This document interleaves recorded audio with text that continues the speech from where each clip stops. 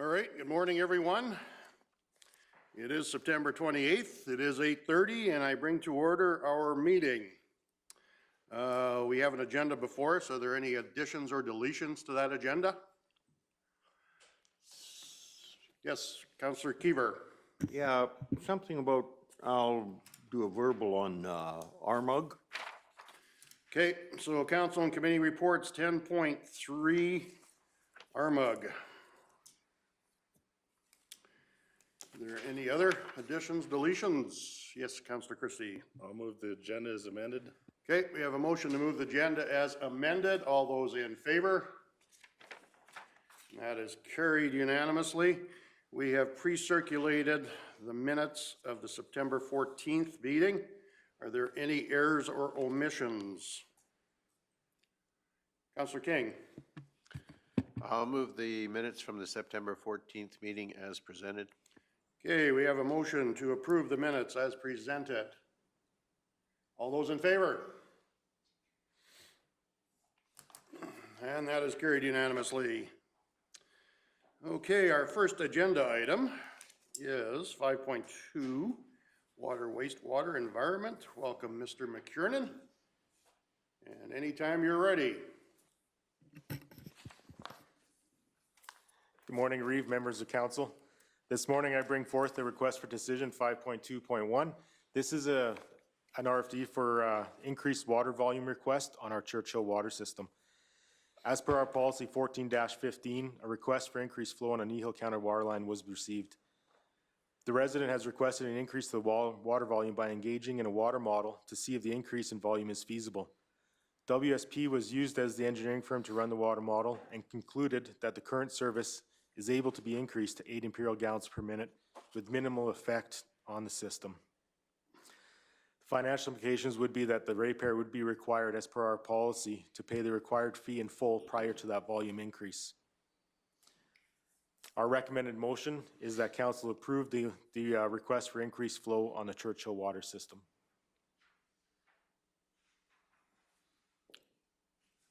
I guess I have one question, and that would be with the WSP report, 81 PSI, 40, is that correct? Or that's what's available? Yes, Reeve, that's correct. So when they do the model, they just say what is available at that site, but we still limit it to our regular service. Yes, that's Okay. right. Yeah. Are there any other questions for Mr. McKiernan?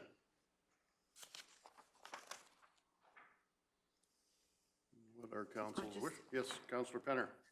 So John, this is an existing site, an existing hookup already, and they just want to increase it, correct? Through the reef. Councillor Penner, that's correct. It is an existing site, so they're just increasing it.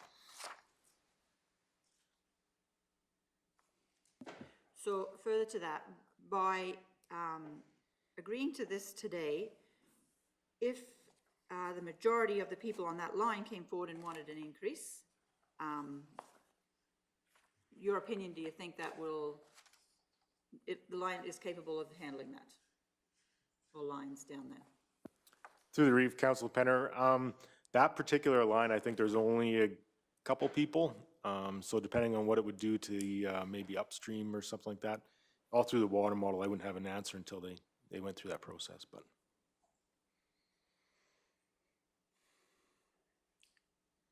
So what's council's wishes here?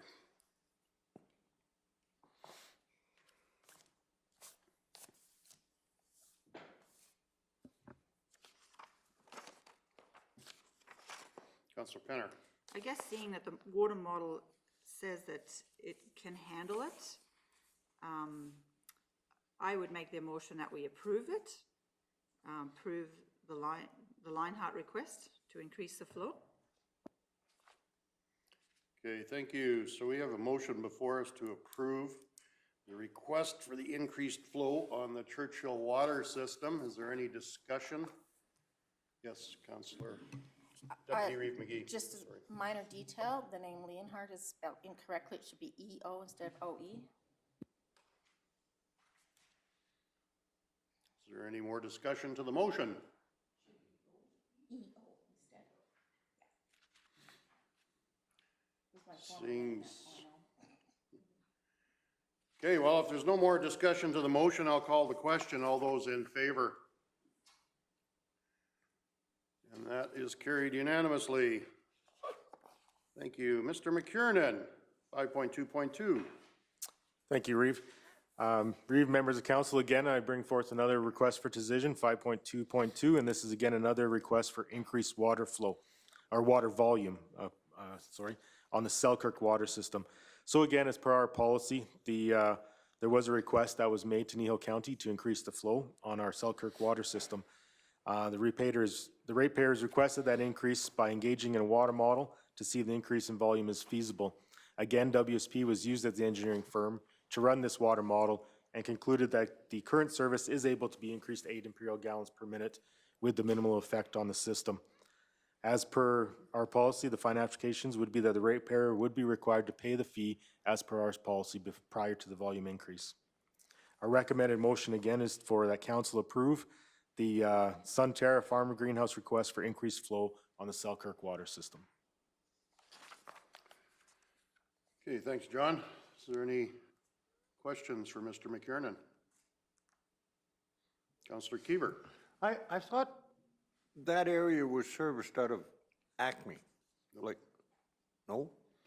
No, it's in the municipality, so it's, Yeah, but I thought that was kind of the agreement. I thought we were giving Acme the water allotment, or?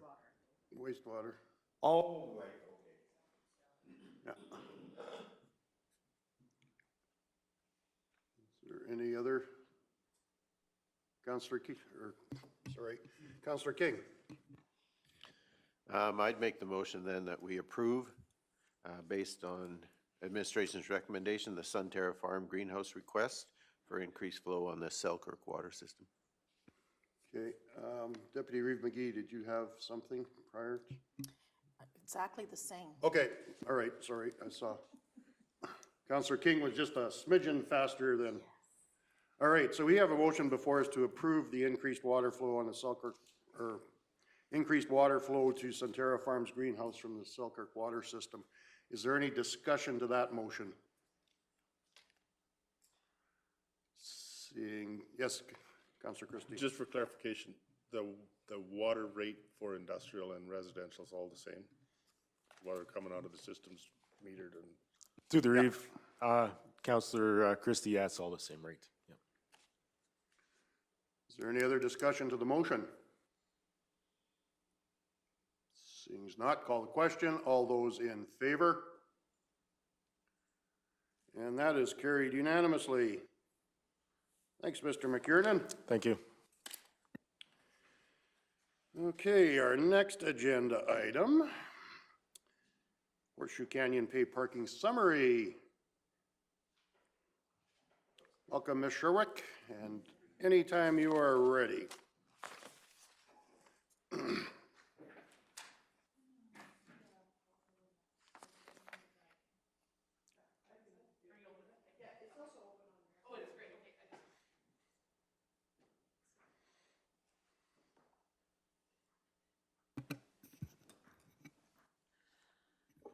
Good morning, Reeve and Council. The item I have for you this morning is a summary of the Horseshoe Canyon Pay Parking Pilot, a project that was completed over the 2021 summer season.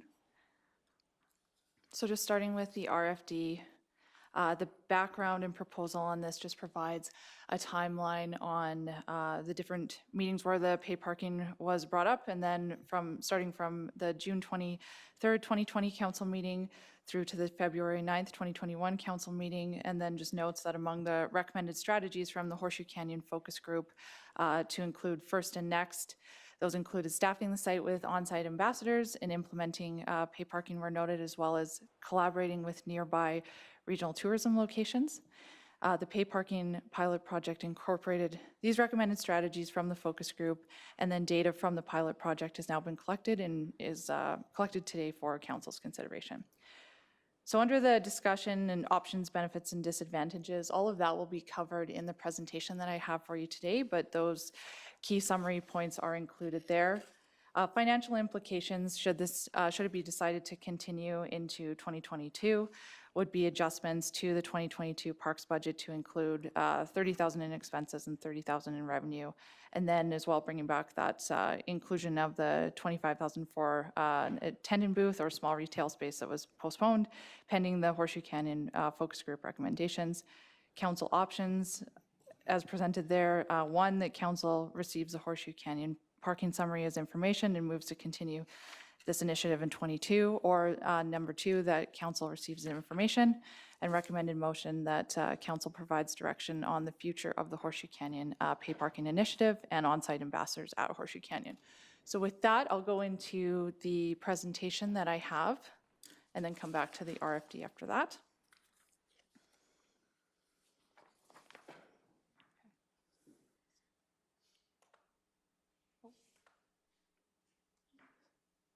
Sorry, do you have the PDF there? Oh, excellent, thanks.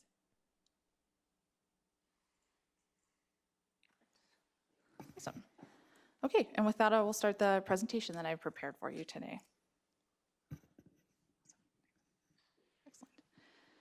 So first I'll go through a summary of the data, and then next I'll talk about the successes, challenges, and opportunities that we identified throughout the pilot project, and then I'll talk about looking forward and next steps. Excellent. So under the data summary, we have a cost breakdown, a detailed cost breakdown, vehicle counts and visitor origin, and then visitor comments, some of those highlights that were recorded by our on-site ambassadors. Awesome. So first is the cost breakdown. So the project expense and revenue estimates were projected at $40,000 for both respectively, and the actuals were considerably lower, and I'll go into more detail around the vehicle count numbers later in the presentation, but on this slide we have the breakdown for staffing, signage, supplies, our debit terminal, additional safety materials, and that included just general supplies, materials to set up for physical distancing, chairs that our staff used, and then we've got the fuel costs that are outlined there as well. Something to note is that, so the vehicles utilized for this project were existing as part of our parks fleet, and then we were able to utilize those for this project just using scheduling throughout the season. Okay, next. Awesome. So here's a more of a general overall project breakdown. So we had our 2 Kneehill County parking attendants on site at the main Lookout parking lot, Thursday through Monday. They were on site from 11 a.m. to 5 p.m. to capture those peak traffic hours. Their shift ran from 10 a.m. to 6 p.m., so that did include their travel time in those days. So in addition, we had a very positive partnership emerge at the beginning of the season with Travel Drumheller. And with this partnership, we had a Travel Drumheller ambassador who was also set up on site at the main Lookout on Fridays and Saturdays at the beginning of the season. And then once the Royal Tyrrell Museum reopened, then they were just on site during Saturdays.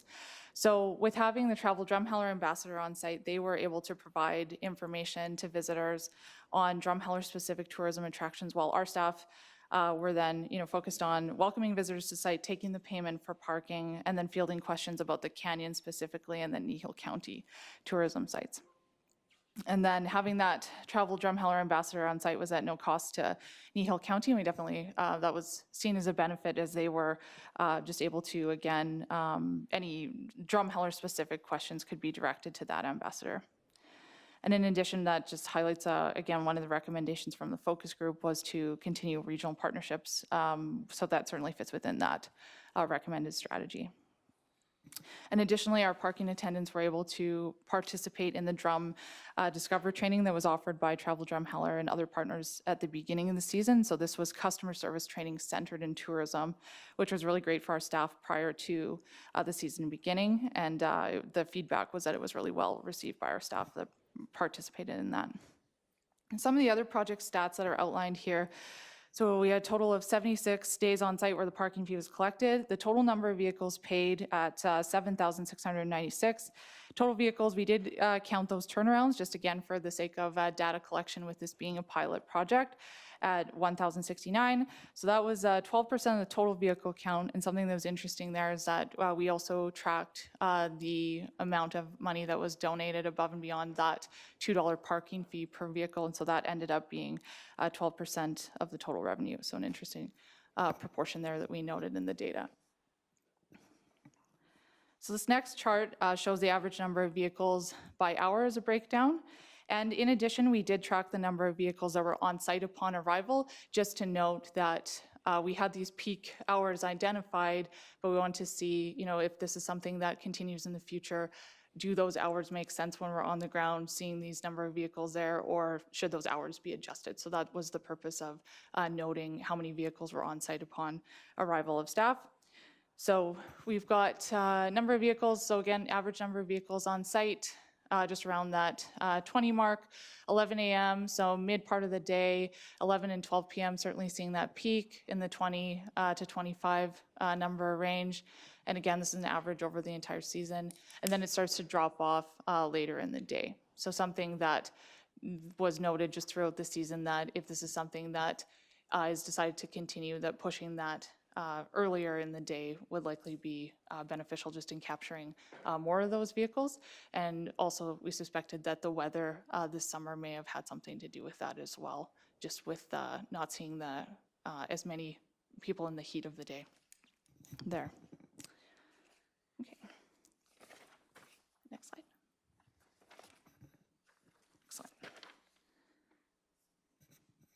Oh, okay, there we go. So then this chart shows our average vehicle counts by day of the week. So again, the project was running Thursdays through Mondays. You can see here, so this was, again, this is average vehicle counts over the entire season. So certainly those Saturday, Sundays, which we did expect based on our previous traffic counts, would be the highest numbers. And that is what we did note there. So it was Saturdays average 189 vehicles, Sundays 157, and then Thursdays lower 57, Fridays 74, and Mondays 67.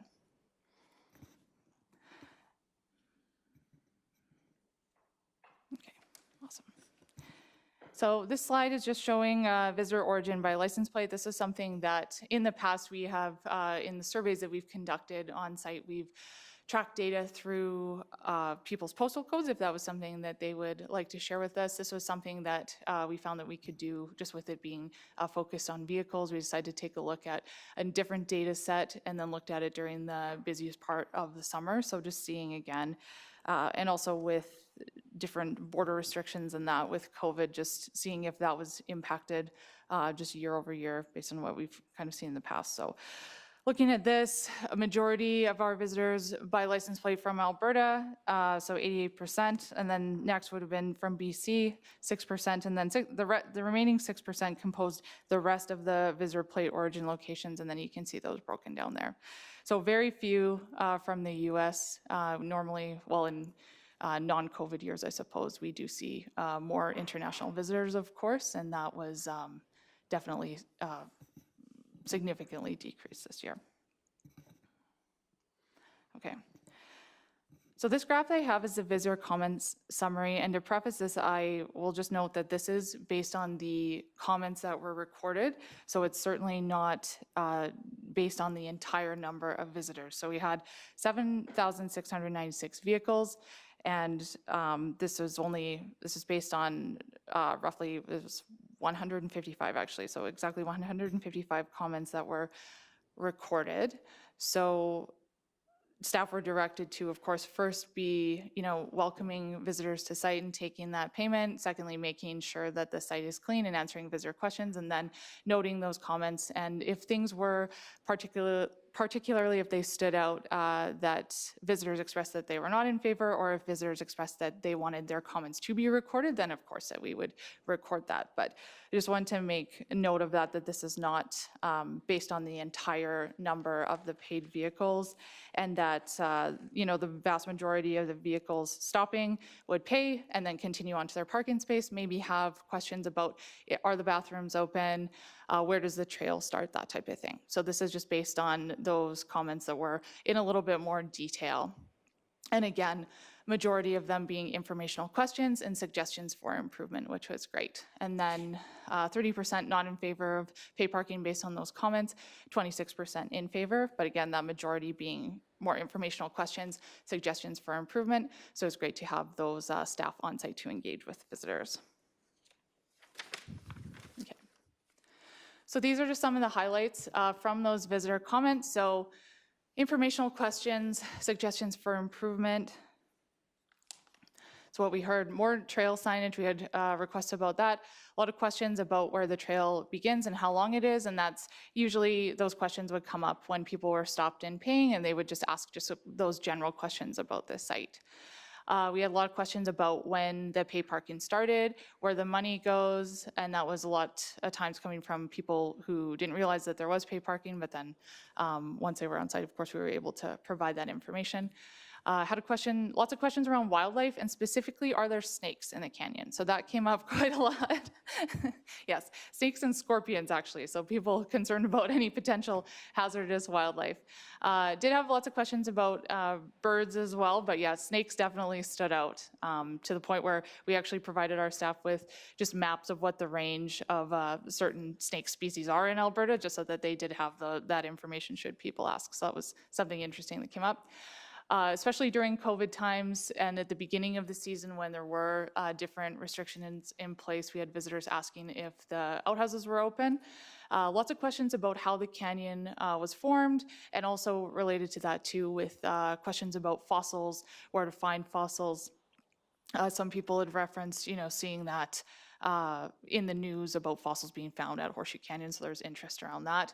And then great suggestions around just where specifically to put shaded rest areas along the trail, more benches for our seniors who are visiting as well. So it was really great to hear from visitors on site about specifically where they felt those should be. So that's something that, expanding or additional rest stops and rest areas or day use areas around the tops of the canyon is something that's been identified in the past, but it was great to hear from visitors on the ground in real time about where they felt that those amenities should be. So that was really great feedback. Okay. So the next slide covers some of the highlighted comments again of visitors who indicated based on their comments that they were perhaps not in favor of pay parking. So we did have suggestions from people that they didn't feel that ratepayers should have to pay for parking, or unhappy that there was a fee in place. Some visitors expressed that they felt enough was paid in taxes already and that parking should be free. And a note on that is we did have a number of visitors who had questions around whether it was provincial or local government operating this. So there was not indication around with that comment, those comments on taxes, what taxes those were referring to. So I just wanted to be clear on that. And again, opportunity for engagement and education from our staff on site to let visitors know who thought it was operated provincially that no, it's operated by Kneehill County, and these are the amenities that have been introduced in recent years. So some visitors expressing that they didn't want to pay for parking, felt that it wasn't worth the $2 charge, and we also had that noted too, just with the other data is captured in the number of vehicles that turned around. So sometimes some of these comments were coming from those visitors who would say that they didn't feel they wanted to pay and turn around. Unhappy about the change as it used to be free. Not happy to see parking at Horseshoe Canyon and other sites across the province. So again, not just related to the local area, but with pay parking being implemented at other provincial sites across Alberta, it seemed that was where some of those comments were coming from as well. And then of course we did have some visitors who drove past staff and stop sign, parked without paying. Some of them did come back and pay, didn't realize that there was a stop sign there, but some didn't. So again, that's just some of those highlights there. Okay. And then this slide covers the comments from visitors that expressed that they were in favor of pay parking. So we did have comments from ratepayers who expressed that they were happy the fee was going back to their county, happy to see that there was a fee for taking care of the canyon. Positive comments about the improvements that have been done over the years at the lookout point on the trails, and that there is now safe access to the bottom of the canyon. We had comments that the $2 fee was well worth it, and some that suggested that the fee should be more, and also indicated by the fact that we did have that money donated above and beyond that $2 fee. And then also visitors happy that the facilities were open, especially earlier in the season where I believe that there were still some closures of certain facilities at other park sites. So they were happy to see that not only were those facilities open, but there were staff on site attending to them. and also positive comments on customer service at the site. So there's opportunity throughout the season just for our staff to answer questions about the site, other tourism spots in Kneehill County, the canyon itself, and then just general customer service on site. We had, some visitors lose items, and then they would be, found by other visitors and left with our staff who were then able to return them. And so, keys, phones, things like that. So just having that point of contact, people felt they were, that was a positive to see. No.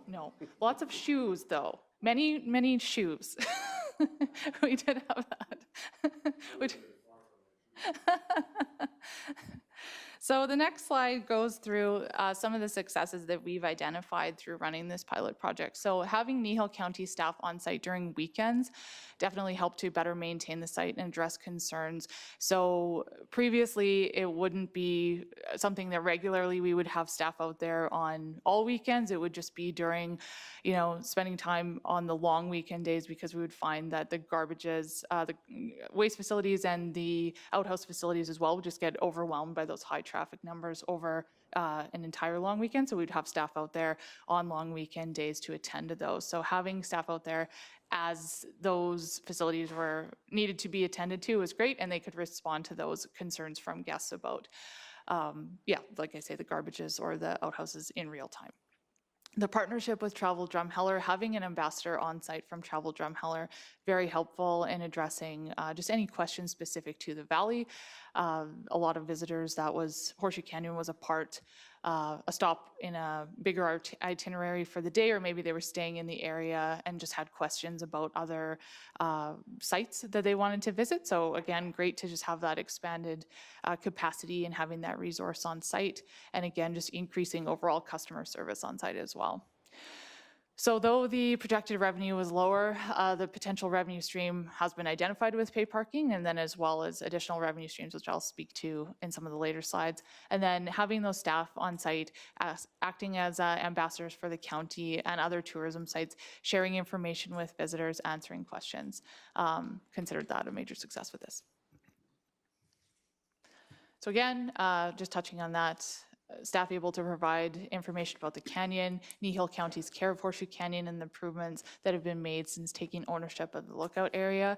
We had a number of people, when I was out on site, people who had said that they hadn't been there in 10 plus years, and it was great to see what had been done at the lookout area and how different it looked since they had visited, and I mean sometimes decades prior. So that was really interesting to hear from people who hadn't been back in a really long time.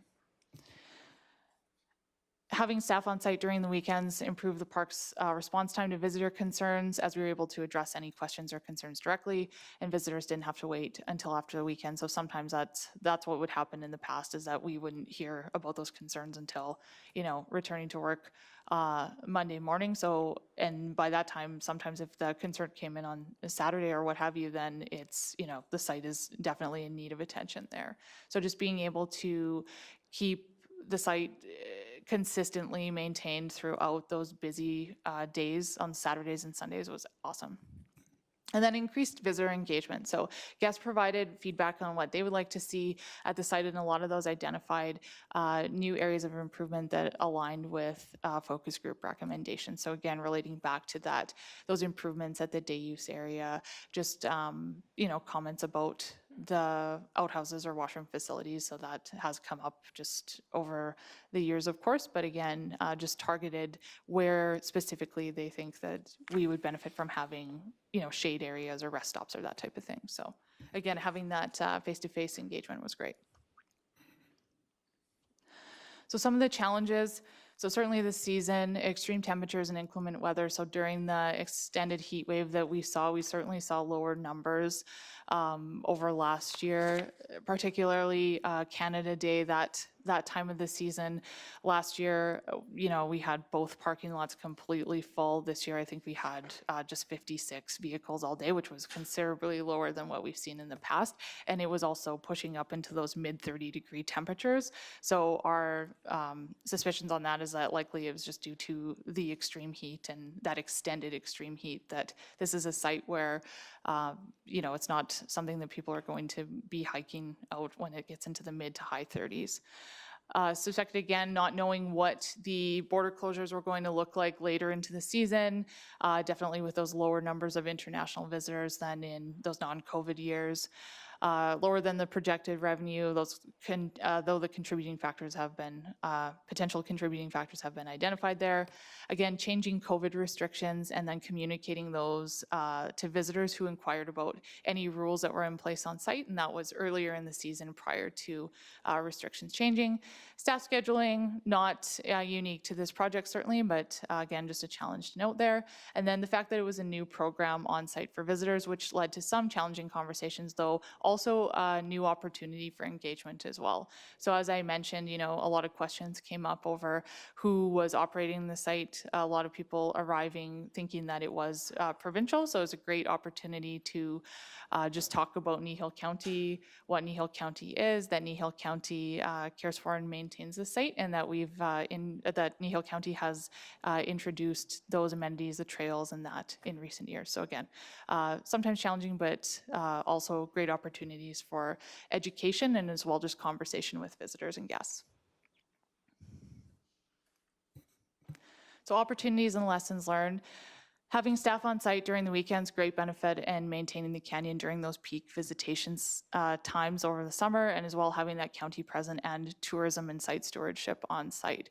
So as well, something that was introduced in the peak season that we still have on site now, and we'll keep those on site as long as we're instructed to do so, is that we have the QR code signs for the regional tourism partnership on site as well. And so we have one posted up by the main, the large interpretive sign right when you arrive. So then there's also that opportunity for guests to scan that QR code for the regional, the Kneehill Regional Tourism Partnership there. So, or Explore Kneehill. So having that was there, or having that there is great. The partnership with Travel Drumheller, again, great opportunity for regional tourism collaboration, and that opportunity for in-person engagement regarding the other Kneehill County tourism sites, sharing information about the site and the area, and comments from visitors leading to just more ideas for on-site improvements. So any engagement is fantastic, and just more data collected is a positive. So again, another recommended strategy from the focus group that lends itself to potential opportunity for tie-in with this is the opportunity for a brand or a brand and logo, and then potential of branded materials on site. So if this is something that does continue, looking at it in terms of another potential revenue stream, opportunity to incorporate branding used on the interpretive signage that's on site, or a different brand that ties in the Kneehill County brand colors with a distinguishing Horseshoe Canyon look. And then again, items sold, it could just be out of a small space or a small parking booth, not something that has to be, you know, something that's an expansive space, but just items that people did ask about over the summer and just were identified in past in the tourism master plan, that, or the Kneehill, or sorry, the Horseshoe Canyon master plan, that type of thing. Again, bringing it back to that branded clothing, that and those types of items, just a small selection of that. So again, just an opportunity, potential new revenue stream in addition to that paid parking. And again, so this is just a slide from the Horseshoe Canyon Focus Group presentation where it's talked about that development of a compelling brand and logo, and that opportunity for selling merchandise on site. So just another idea coming out of this with having the staff stationed on site, the thought, and actually if you go to the next slide, I can speak to that. So something like this, if it were to continue in having just a small parking booth that could still be set up to sell a small selection again of retail goods, where we had our on-site attendants positioned. They were set up with where people drive into the main parking lot, but then also they were set up next to the trail so that they could talk to visitors as they were coming back up, walking back to their vehicles, to touch base with them and say, oh, how was the hike? How was the day? Do you have any suggestions for improvements? So there is a lot of face-to-face traffic that you're getting there. So instead of, I think I don't know that it's been presented for previous locations, I think it was, talking about having a bigger space somewhere else on site, but we identified that, this could be something that's operated out of just a small booth that could be introduced to. So that was an idea that came out of this pilot as well. Is that a hot tub in the background? Oh, maybe. That was not identified as another potential revenue stream. And then I've just included, again, just as a bit of a refresher, just some photos that we've presented previously, but just on those amenities and site improvements that have been constructed in infrastructure over the years. So we got the trail there, we got the box steps, some of those lookout staircases, our large interpretive sign and with information about the canyon and the area there that's on site. Then our picnic shelter, we've got those bridges that were put in place on the bottom of the canyon as well, the fence line along the perimeter, and then the planting that's completed at the main lookout area. So looking forward, if this is something that does continue to partnership with Travel Drumheller would be something that would be beneficial. Inclusion of a parking booth for workspace, shelter from inclement weather, especially during, again, those days where we were seeing those continued temperatures that were into the mid to high 30s. And it could also serve as a space for selling branded items, as well as providing information and collecting the parking fee, of course. Opportunity, this has been presented previously with the focus group discussions, but opportunity for a regional parking pass with the other paid sites in the area, and then looking at changing the hours and schedule. So as noted, with those number of vehicles on site upon staff arrival, changing those hours around and potentially looking at operating 7 days a week in July and August while remaining flexible. So just again, depending on the traffic days. So. Okay, so that concludes a presentation. Does anyone, yes, Councilor Kiever. So in your guess, our actual revenues and our actual expenditures were both half of what we were projecting. Were our projections based on, we didn't have anything to base them on, or was there something going on here? No. So through the Reeve, to your question, Councillor Kiever, thank you for that. So the initial projections when this was initially presented were based on the town of Drumheller's numbers that were in place from, I believe, the 2019 report that they had for their Hoodoos site where they have pay parking. And the number that they were reporting for their revenue was around that $40,000 mark. So that was where we started, projecting again that we would, that was on the hypothesis that we would see similar traffic numbers. So again, $40,000, that's putting it around that 20,000 visitors likely. And then that, as reported with the number of paid vehicles on site with over 7,600, we didn't see those numbers. So that was where we started with those projections. And again, this, with what I presented here, there's some possible contributing factors. And those are, again, that's a hypothesis based on just what we saw over the summer and what we heard from visitors is potential for that, those high temperatures impacting people's visitation to the site, it being likely a weather-dependent site with not a lot of cover for people to visit. And then again, potential, we did see an overall decrease in traffic numbers over last year. 2019, pre-COVID year, 2020, we were seeing some considerably high visitation numbers on certain days. And so the, again, hypothesis based on that is maybe we'll see those numbers in those same numbers in 2021.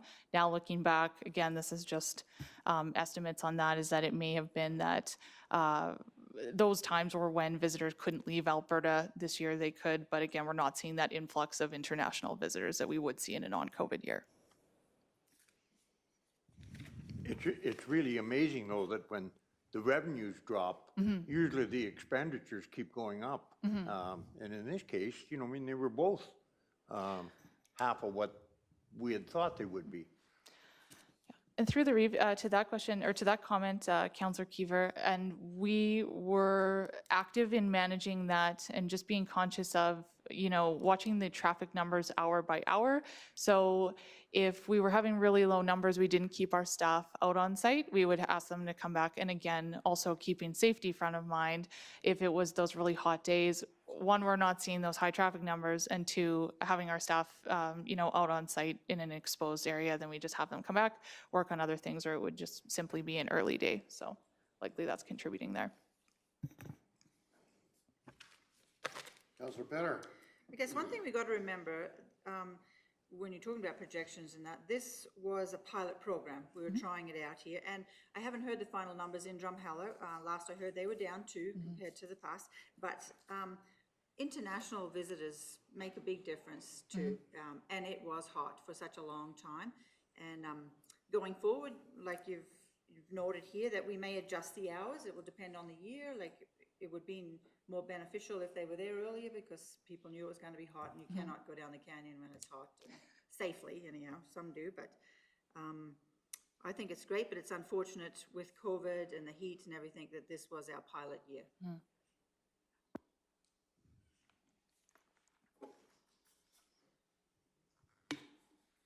Deputy Reeve McGee? Excellent presentation. Thank you for the information. I think there's lots of very usable information there.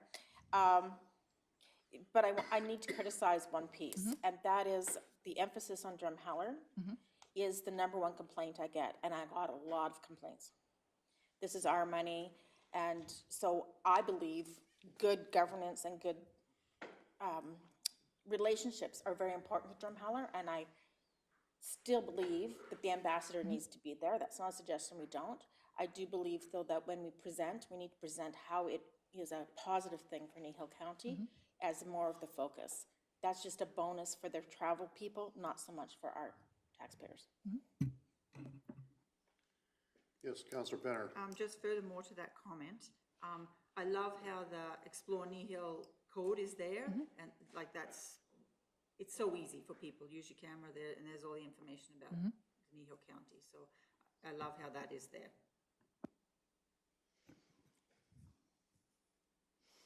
Councillor Hugo?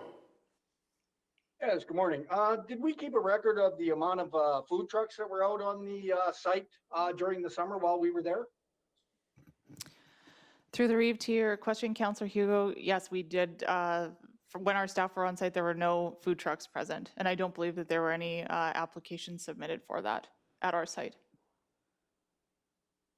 So if we, follow-up question, so if we followed with making a deal with a food truck, if we want to sell confectionery and t-shirts and anything there and setting up a little kiosk booth, wouldn't it be better and more in their interest is to partner up with a food truck that could possibly, that would show interest in wanting to be there every weekend or 3 days a week? Because otherwise we're competing against businesses that possibly might want to set up on the Horseshoe Canyon there if we ever get back to a normal. Through the Reeve, to your question there, Councillor Hugo, yes, absolutely. Food trucks would be, that would be an excellent addition, and that's something we have had on site in the past. For the discussion around having certain branded items at the parking booth, it wouldn't be food focused. It would just be looking at maybe having a small selection of things like shirts or that, but leaving more specialized food items, like you say, to private businesses that would operate on site. And we do have application system set up through planning for that type of thing. Okay, thank you. Councillor Penner? I guess it was interesting for the naysayers that they're not being charged at other sites. It would have just been nice to know at those other sites, did they offer washrooms? Because that's our big concern here in the past numerous years, the vandalism and the stuff that's gone on, the mess, so that would just, that's just my thing,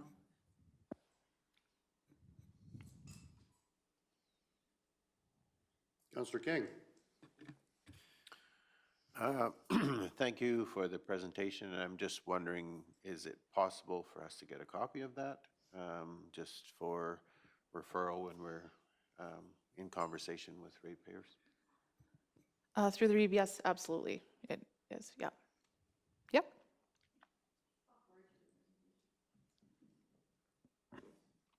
Councillor Penner? Me again, sorry. When it comes to staffing, Shelby, do you feel that we'll have some repeat people apply? Because I think that would be valuable, even if we hired, if they put, if they apply, somebody local that's there every year, and then they can expand on the knowledge and whatnot else. Through the Reeve, to your question, Councillor Penna, yes, I do believe, very hopeful that we'll have return staff if this continues. We had really positive feedback from staff.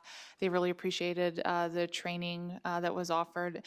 And as well, I didn't mention that we did a training session with our economic development officer as well, specifically on our Kneehill County tourism site, so that even if they're both local, but if they weren't aware of certain tourism sites in the area, they could speak to that as well. So.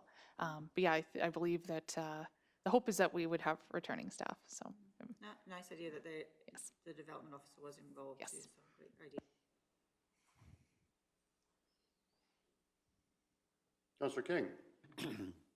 I will comment, my family as a whole was there at Horseshoe Canyon one afternoon, and the staff that was on site were quite friendly, and they were very helpful. If I watched as they interacted with people coming to pay, and people had questions, and I felt that they were doing a great job, so I would pass that back to you as well. Thank you, that's really great to hear. Councillor Hugo, you had your hand up. Yes, Reeve. Yes, question is the Hoodoo site, isn't that, do they have attendants at the Hoodoo site, or do they just voluntarily pay for parking? Isn't it $5 per vehicle, or how does it correspond with Horseshoe Canyon? Through the Reeve, to your question, Councillor Hugo, no, I believe it is still $2 there, and they do have staff that are on site as well. Follow-up question. I've driven by the Hoodoo site several times in the last little while. I've been out at Hannock or Medicine Hat quite a bit.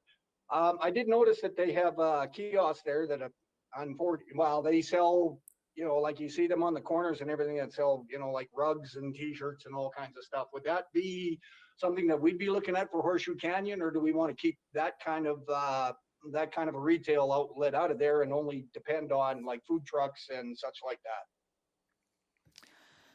Through the Reeve, to that question, Councillor Hugo, I believe that in the application for food trucks, it does describe what types of retail are permitted and which are not. I don't have that in front of me, but there is information in there about what types of retail are permitted and which ones are not. Okay, thank you.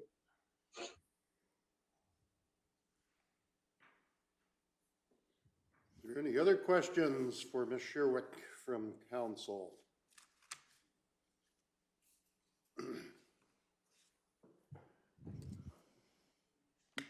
Okay, Councillor Hugo. Yes, if we go to a 7-day a week, would we be looking at 12 hours a day or 14 hours a day? So would we be looking at possibly doubling or tripling our staff down there on site? Through the Reeve, to that question, no, I believe any adjustments would maybe be looking at an overlap of scheduling, but likely no.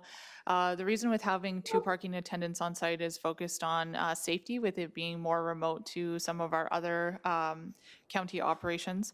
And it would be looking at likely the same type of setup with maybe adjusting the hours based on when we were seeing some of those more vehicles on site. And then again, operating the same way as this year with, having staff return if there's low traffic numbers.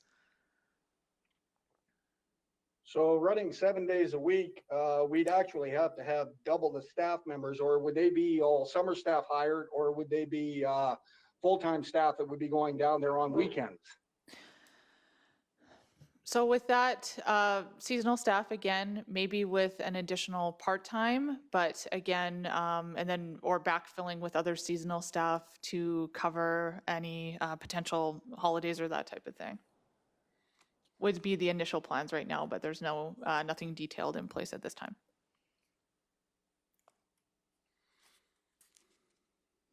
Okay, So we were on site for how long there, Shelby? So it would be 6 hours. So again, with the travel time. I wasn't looking at the hours, it was the time span. Yes. July, August? Oh, sorry. Yes, to your question, Reeve. So it was actually starting in May, so mid-May. We did some training and then running all the way until through September, long weekend there. So their last day of week was on September long weekend, or last day of work, pardon me, was on September long weekend. Labor Day, first part of September? Yes, yeah. Okay. And we certainly saw an increase, as we do in other years. The highest traffic numbers were in that July, August time, and then over the long weekends, again, weather permitting. But certainly once kids are out of school, and summer holidays begin, we see definitely an uptick in that, and on the weekdays as well. Councilor Penner? Did you feel by having attendance there that the safety accidents was way down compared to in the past? Like in the past, we've had the ambulance come and whatnot else? Yes. Yeah, through the Reeve to your question, Councillor Penner, I would say I don't know about the increase in occurrence or decrease in occurrence, but certainly having staff there who are able to facilitate from the stance of, being able to call emergency services, being able to direct emergency services if they were on site, or being able to just assist from that kind of, I guess, objective standpoint, or providing I'll give one instance. We had a visitor who had suffered from the heat and was on the bottom of the canyon, and then other visitors came up, asked if our staff just had any, water that we're able to provide, or a cooling towel, which they did. So, and then they were, thanked for that, and in terms of, and then they were able to assist and offer to call emergency services at that point, and, acting as that kind of just external person, not in any type of medical capacity, but just being able to monitor this person who, if no one else was there, would have just been potentially, left alone there. So things like that. When it came to just questions around where people could hike, or if bikes were permitted, or that type of thing, or questions around photography, drone operation, having that person on site that could be referred to for questions was incredibly helpful on those weekends when we see that increase of visitation.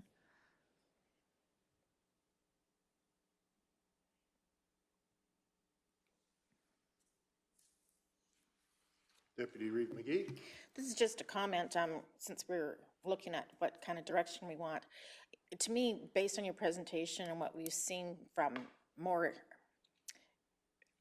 higher attendance in prior years and currently, if we have seen such a great benefit to our staff, if we actually had those high numbers again, it clearly means that our staff would be well received, and probably we would need to expand on that, in my opinion. And so I'm just suggesting to council that I think we definitely need to look at continuing at minimum of what we've done so far, and hopefully, in my mind, expanding quite a bit, especially around staffing. Did I hear a motion in that? I'm not ready yet. I thought we need more discussion about direction. All right, yes, Ms. Sherwood? Oh, and if I may, this is something too that could be brought back again, just for annual review as well. So that's another suggestion that I did have in, that I did not make it into the presentation, but it's something that if that's, should council decide to go that way, it could be something that's just reviewed on an annual basis.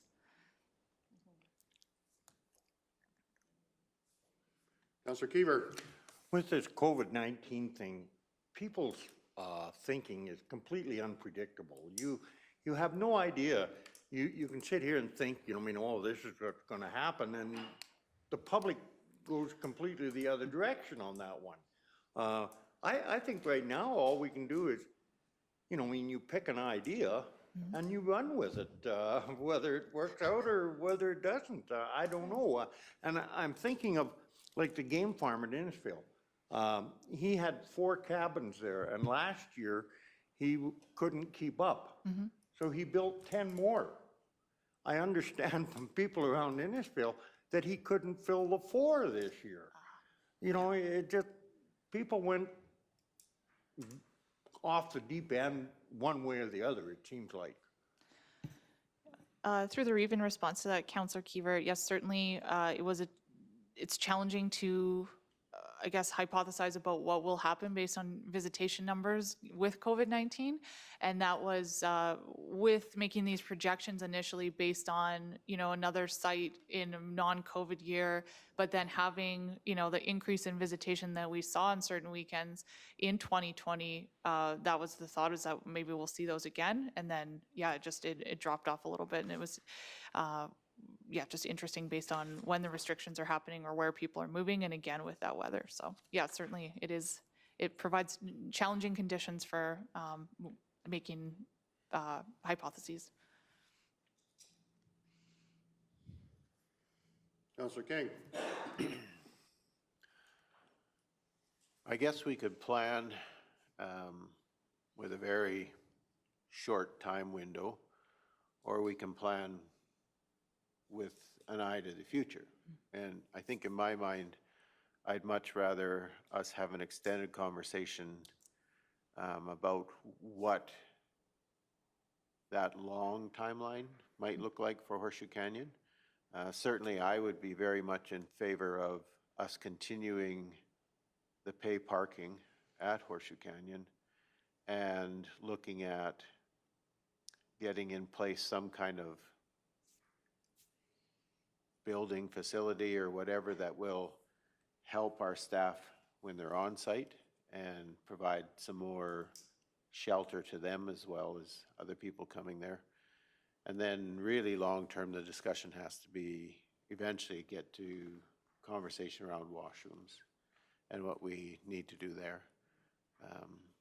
So anyway, I would rather us not try to deal with this and just like, okay, what's going to happen in the next 12 months? And then and I think we need to do what Councillor Keever is suggesting, is we do need to constantly be reviewing what we're planning. But we also need to take that plan, whatever it's going to be, and stretch that window of time so we actually have a plan that might go forward for 5, 10, however many years. Especially if we start looking at investing a fair amount of money in facilities, washrooms and or other buildings and whatever.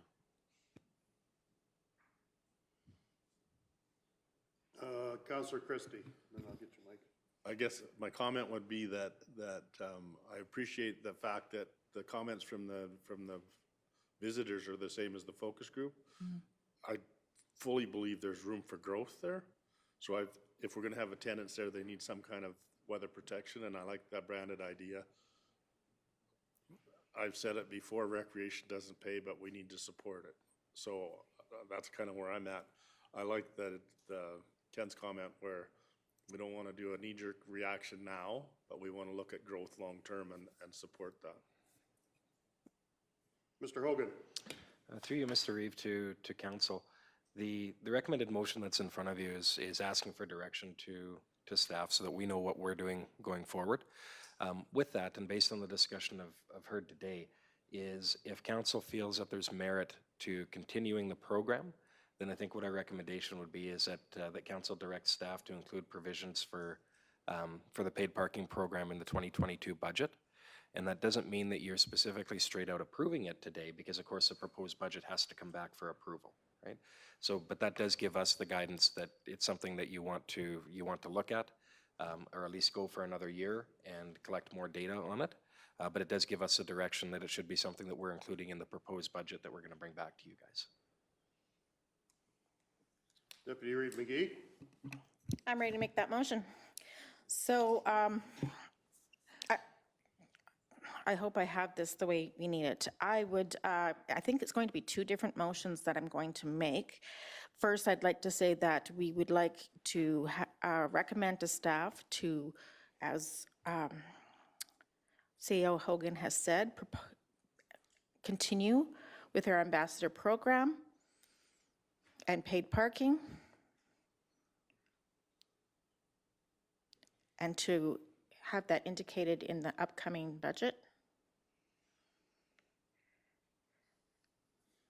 Is there a better word than indicated, Mr. Hogan?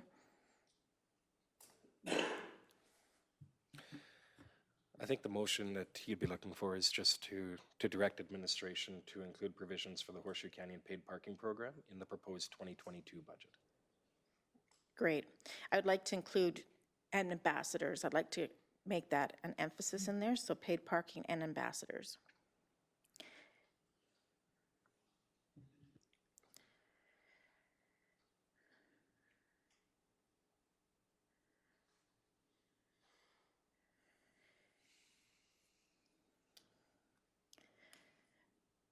And then the second item that I would like to say now so we can discuss it. Well, we will vote on this motion. Okay, I just want to say then, I will be addressing, looking at a strategic plan in the future in my next motion. Okay. Is this the way you would like to see the motion read? Yes, thank you. Okay, for the benefit of Mr. Hugo, there is a motion on the floor, and that is move that council direct administration to include provisions for paid parking and ambassador program at Horseshoe Canyon in the proposed 2022 budget. Is there any discussion to that motion? Councillor King. I guess I would ask Deputy Reeve McGee, could you just expand your thinking around ambassador? Because I've heard comments related to the Drumheller ambassador program and more intense focus on Kneehill County and tourism opportunities. So if you just would help me get my mind around what you're suggesting there. Thanks for pointing that out. I would suggest to amend that motion then to say Kneehill County ambassadors.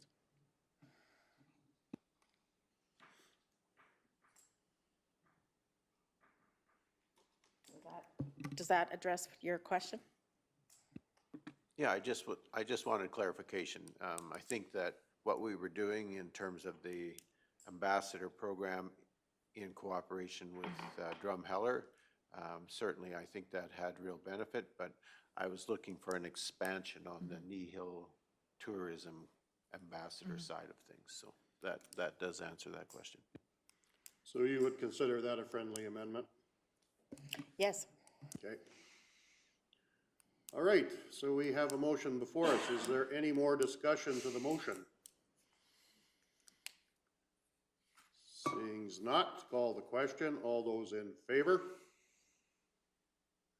And that is carried unanimously. Excuse me. And you had another motion. I'd like to move that council consider a long-term plan to bring back to council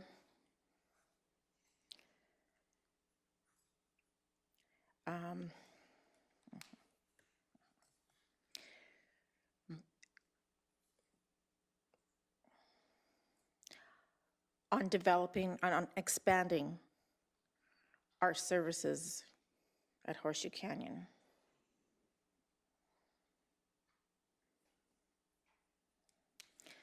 So my question again to our CEO is, do I cover that by, my suggestion is we would likely have like a strategic planning conversation, maybe in COW, or I'm not sure exactly how you want to address that, but does that kind of capture that kind of concept? See you, Mr. Reeve. I think my suggestion would be, if you want to bring back an expanded conversation, is we can do that at a future committee of the whole meeting.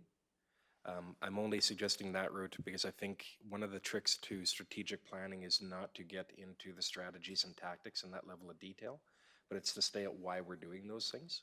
So I think the conversation would be good at a committee of the whole meeting to go back and forth on some of those things. And the strategic planning is more along the lines of why are we doing it, or what are we trying to achieve? Because that strategic planning session, I wouldn't want to limit it to Horseshoe Canyon when we have other sites like Orkney, like our campgrounds, that might all fit into that tourism discussion.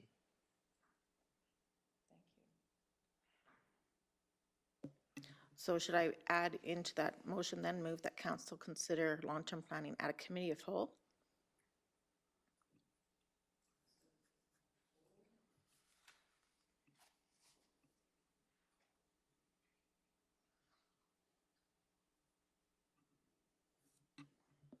I'm sorry, Deb.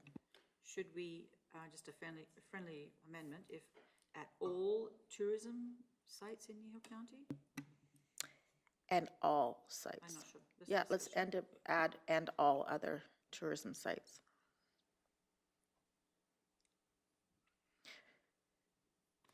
Mr. Keever? I'm wondering if this is really necessary where we still have all the recommendations from the focus group on the table.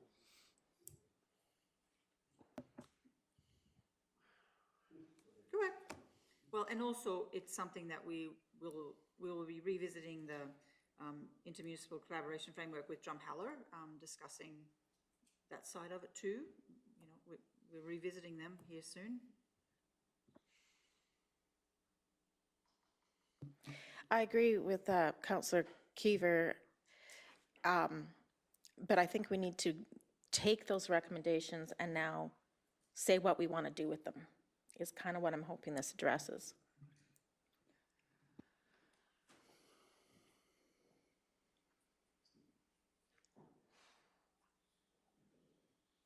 So at this committee of the whole meeting, we would be looking at providing additional services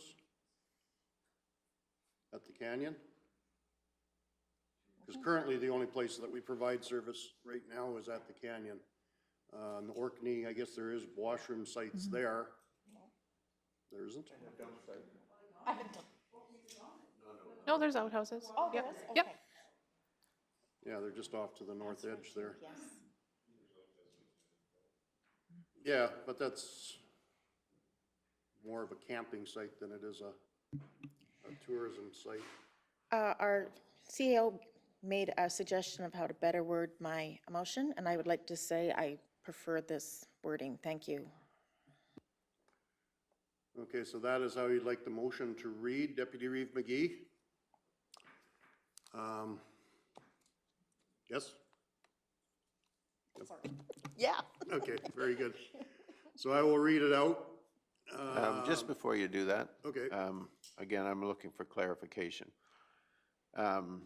Deputy Reeve McGee began the conversation very specifically with Horseshoe Canyon in mind. This motion, to me, in my mind, looks like we're moving it now to a more strategic level rather than an individual level. So the question that I'm asking right now is, do we want to have that strategic conversation, or do we want to have a conversation about Horseshoe Canyon? So what are you looking for specifically? To me, this motion has moved it now to a much higher level than a very specific level where we originally started out, so. Well, thank you. In my mind, I think all the tourism is included in how we make our decisions in Horseshoe Canyon, so I'm willing to make it at that larger point. I think it captures the fact that we could be still focusing on Horseshoe Canyon, and we know that, the specifics, but if there's some specifics coming out of that to the other sites, I think that's important to have all the same conversation. So how do you feel? Anyone else, Reeve or CAO? Councillor King. I guess, in my mind, we need to have both these conversations. I think that we need to have that high level, what's our thoughts about tourism in Kneehill County? Where are we going with our new lake site? You know, all of those kind of things that are sitting up at this level. But we also have to have a very specific conversation around specific sites. So I think we need to have both. And I guess the question is, how do we go about doing that? And so do we have a tourism planning, strategic planning thing in cooperation with a strategic planning that's going to take place with a new council? And do we have a very much more specific, site-specific conversation around some of these other locations, like Horseshoe Canyon, for instance, or possibly Keever's Lake, or future other possible developments going forward in the future? So that's just, and I guess I'm asking council for that direction. You know, do we have two conversations, or do we just have the one and we take it from strategic to specific, back to strategic, and then to specific gets, anyway, that's my question.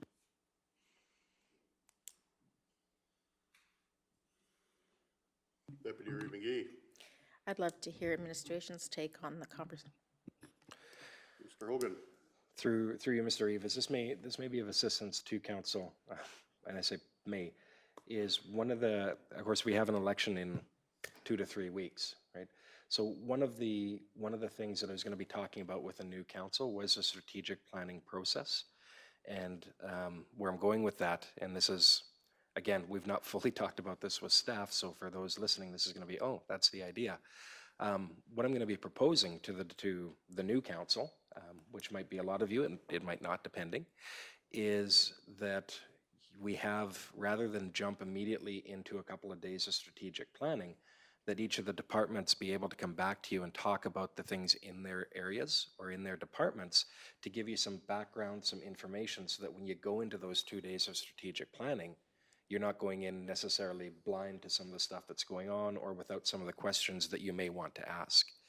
And so if the council following the election is good with that process, then what that means is that we would not, in the first month, we wouldn't be launching into strategic planning, but each of the departments, including Shelby, would be back in front of you saying, here's what's going on in my world, here's what I see as challenges, here's what I see as opportunities, and let that percolate with you guys so that when you went into the strategic planning, you had that in the back of your mind as to what you might want to do there. You've got some thought, rather than taking up, I don't see the strategic planning as a week-long process, but we want to make sure that we're getting the business of strategic planning done without commandeering a half a day for necessarily a specific Horseshoe Canyon discussion, right? When really at that level, you probably want to discuss something on a broader level. So if council of the day is good with that approach to doing the strategic planning, then some of these discussions are going to happen organically by virtue of, Shelby coming back in to talk to you. And in that case, what you're going to do is you're likely going to see her twice, or technically 3 times, I guess.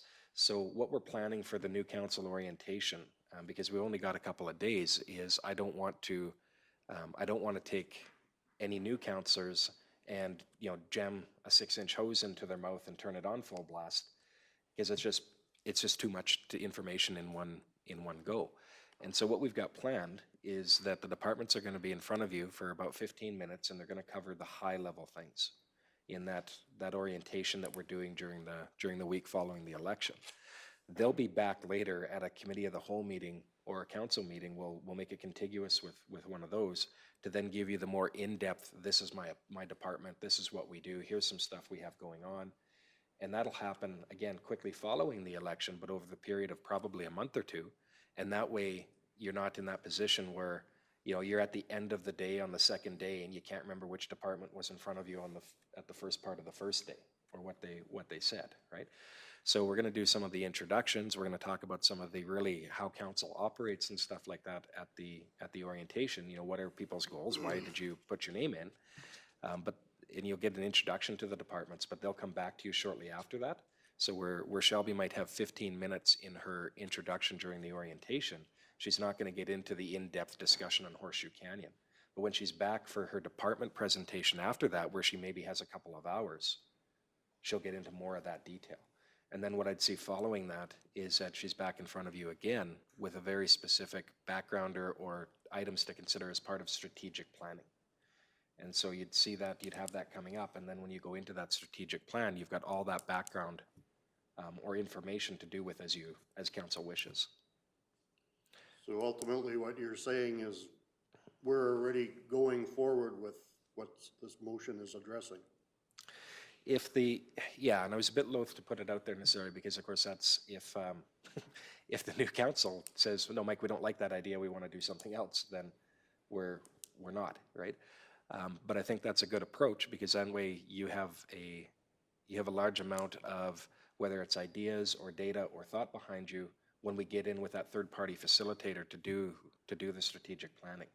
And we don't commandeer the facilitator's time or those days with 1 or 2 detailed items as we're really getting to what are the 4 or 5 key priorities that council wants to establish.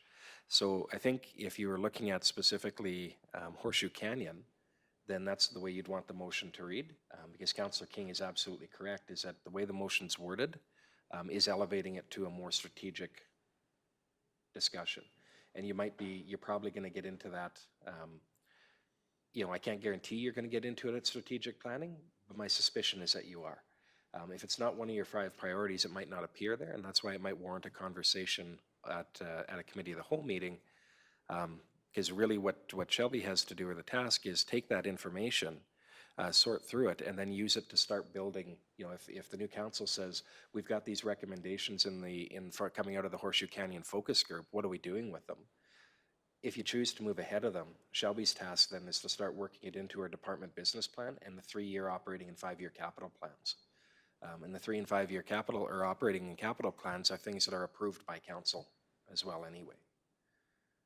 So it does really tie back to, are you wanting to have a broad tourism discussion, or do you want to save that for, to get into during strategic planning and see what comes of it? Or do you want to have a specific Horseshoe Canyon discussion that would feed your future budget and future budget plans? Deputy McGee. I don't know if I helped you there. Yes, you did. Okay.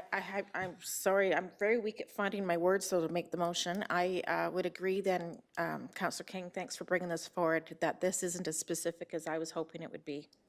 And I would like to amend my motion. Move that council discuss a long-term plan for Horseshoe Canyon. But don't we already have that in place with our focus group thing? We have a report from the focus group, but we haven't made a decision as a council as what we're going to do with that pieces of information. So I want to capturate that we intend to do that briskly and soon. Reeve? Oh, sorry. Yes, Councillor King. I believe, Deputy Reeve McGee, you're going in the direction that you originally intended now. And I think that I agree with Councillor Keever in terms of, we do have a focus group. We do have a tourism plan for Horseshoe Canyon specific.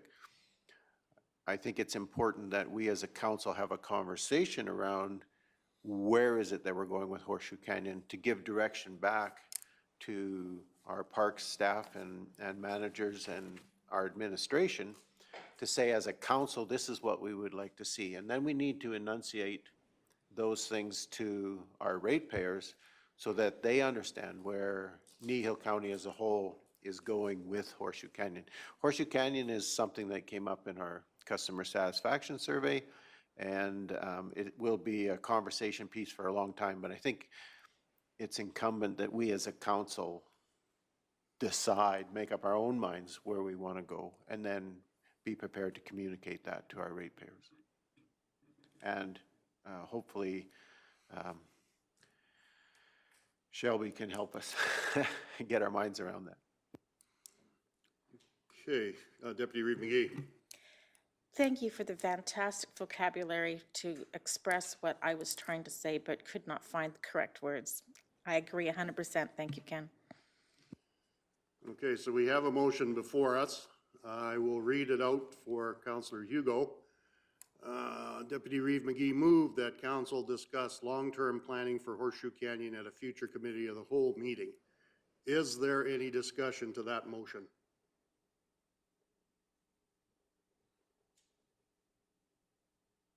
And we know what it's all about. We just want to have a further in-depth discussion on Horseshoe Canyon. Nothing solid, but some thoughts.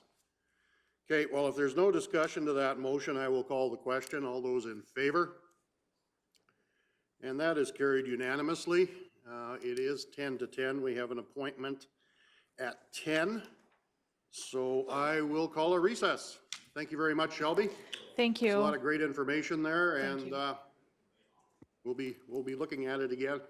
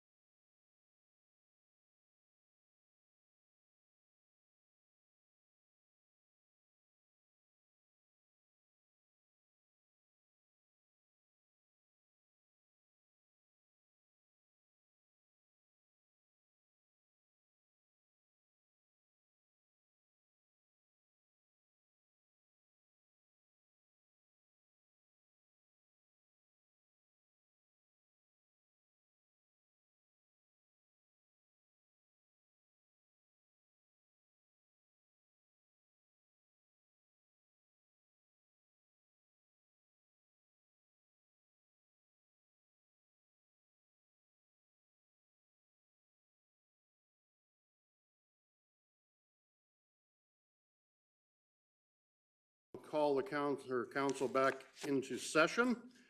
Our next agenda item is an appointment that we have with Mr. Sheppard from Leger. Are you online?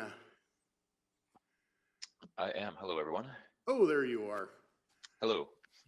Hello. Welcome. Pleased to have you here. Thank you for having me. And I guess I could introduce council. Not sure if you can see us, but I guess starting from my far right. Wade Christie? Good morning, Debbie Penner. Good morning, it's Jerry Whitstock. Hello, Faye McGee. Glenn Keever? And Ken King. And we have one counselor on video conference, Counselor Hugo. Not sure if he's there or not, but regardless of, anytime you're ready, Mr. Sheppard, and we're here to listen. Great. Thank you very much. So I'm going to go off of camera just not to drain my Wi-Fi too much here, and then the focus will be on the presentation, but I'll go back on when I'm done the deck here. So the goal here is just to kind of walk you through the reports that we did for the quality of life and citizen satisfaction survey that was run throughout the summer here.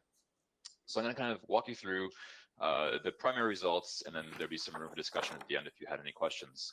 So just for context, the way we approached this one was a direct mail-out survey. So we worked with Christine and her team to send every resident that had a mailing address a survey with a unique link that was only tied to that particular address. So no one could repeat the survey multiple times. Once they did the survey once, the link was deactivated. So there was no chance for people to have multiple entries. Because generally when you have an open link, people that are really unhappy will fill out that survey a lot of times. And those that are happy will likely only do it once. So you kind of get a bit of a skew in the results there. So the survey was done from June 28th until August 1st. Overall, we had 220 respondents complete the survey. In terms of margin of error, since it wasn't a random sample, we can't calculate an accurate margin of error, but it was within the typical boundaries that we would look for a margin of error. So it gives reliability and confidence in the results there. So I'll skip over the key insights because we'll talk about those in the actual slides where they're relevant. So I'll just breeze through this here and we'll get into the meat of all this. The one thing I will note, this is one of the few quality of life and citizen satisfaction surveys we've done during the pandemic. So in terms of comparables for other counties or cities, we don't have any accurate results outside of Leduc County, which we ran earlier this year. So I did include some results for Leduc County throughout because that report is publicly available. So I'm able to make those comparisons. So on some slides, you'll see a comparison point at the bottom, which draws your attention to the Leduc County results, just to give you a bit of context. And their survey was run earlier this year. So I believe it was between March and April their survey was run, just to give a bit of context there.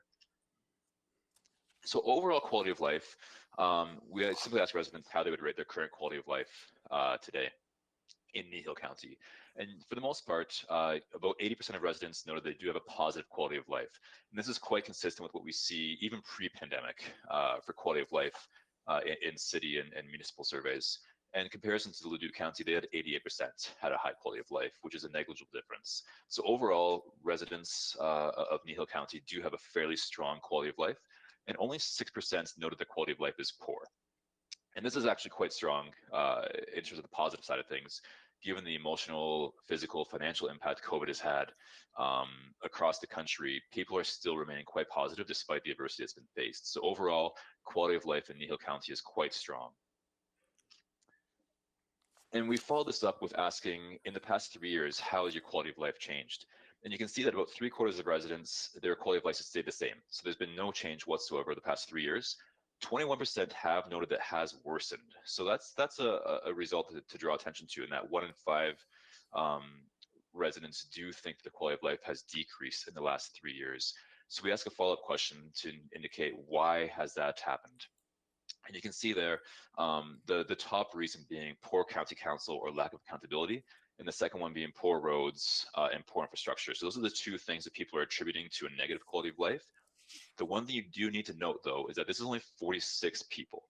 So the sample size for this is quite small. So despite the fact that it is 26% of this 46, said a lack of accountability in terms of the council, it isn't a majority of the population. So it is quite a small pool of individuals.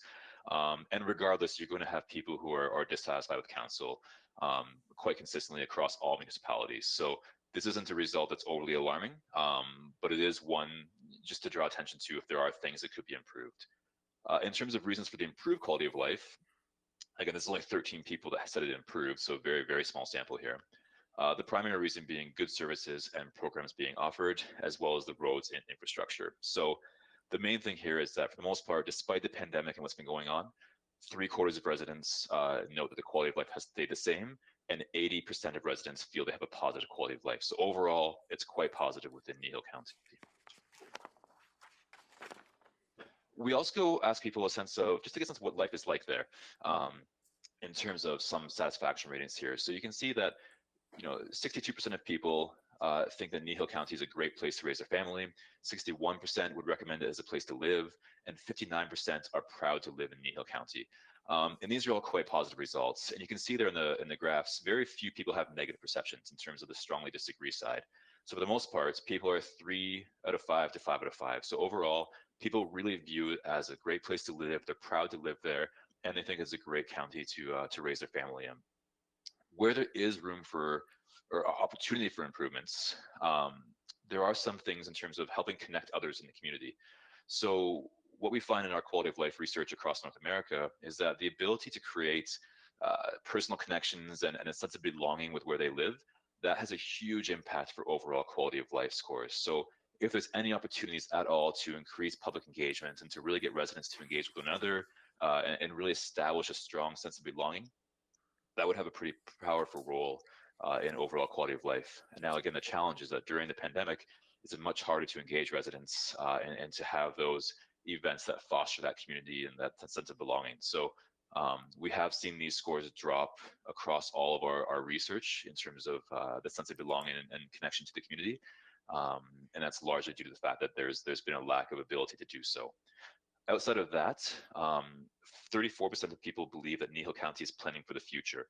So there is an opportunity there to potentially educate residents in terms of the long-term vision and the future plan for the county, to really show them what is the plan. And this is likely being done, but there's always opportunities to continue to engage residents and to really stress what the plan is and what will be done in the future. So only 34% of people agree with the fact that Kneehill County is planning for the future. So there is an opportunity there to really to improve that score there.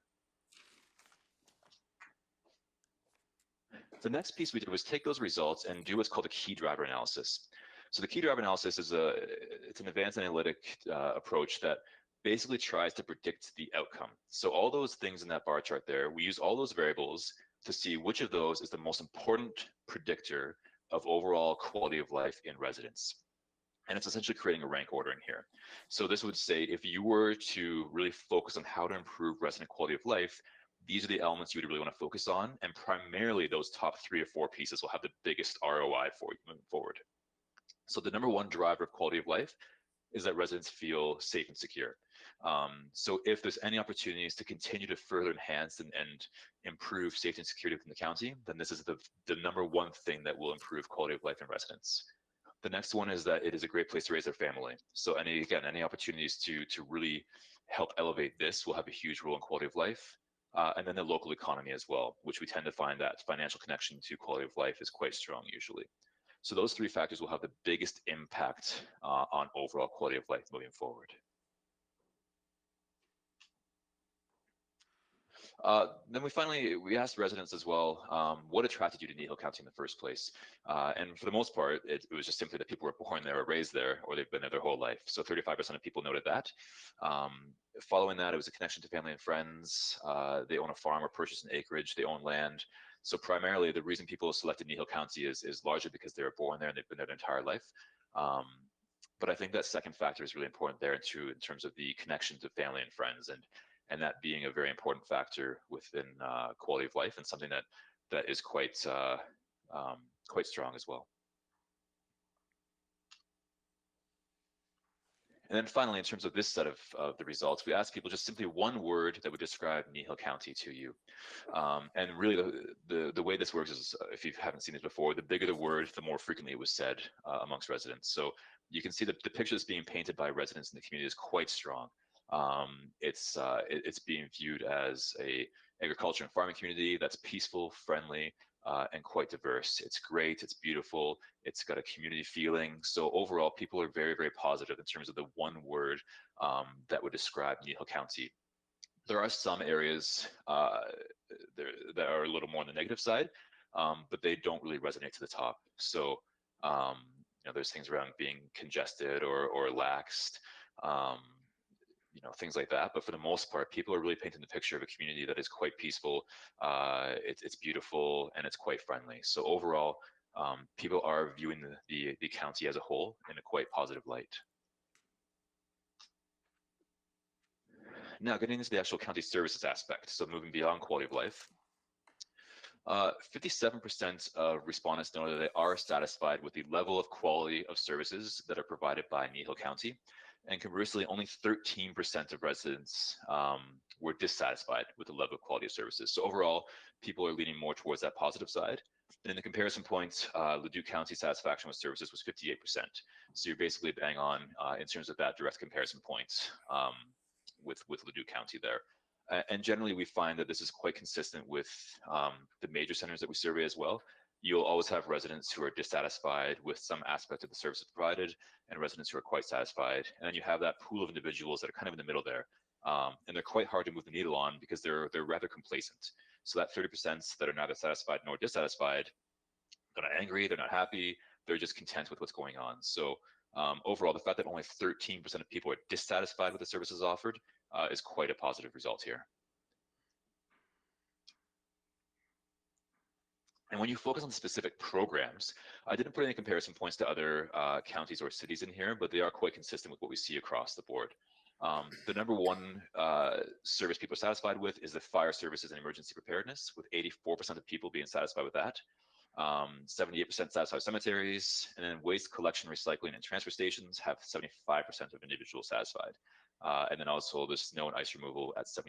At the bottom of the list, where there's some opportunities for improvements, the land use planning development services, only 44% are satisfied with that. 45% are satisfied with supports for businesses. Again, we've seen a lot of this as a result of the pandemic. And 46% satisfied with public engagement. So largely, two of the bottom three rated aspects are somewhat indirectly or directly impacted by the pandemic, because people feel that businesses aren't being supported now and there's fewer opportunities for public engagement. So those are two areas that can easily be improved moving forward, but they are being skewed currently because of perceptions tied to the pandemic. But overall, the services are viewed quite positively, with roughly 2/3 of residents being satisfied with most of the services being offered here, particularly when it relates to the fire and emergency preparedness and waste collection.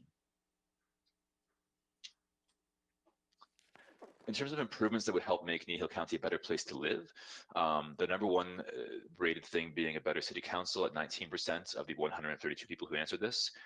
Road maintenance and gravel road grading at 13%, and improving the local economy at 8%. So there are some opportunities there, but again, this is only 132 of the 220 people who completed the survey that answered this question here.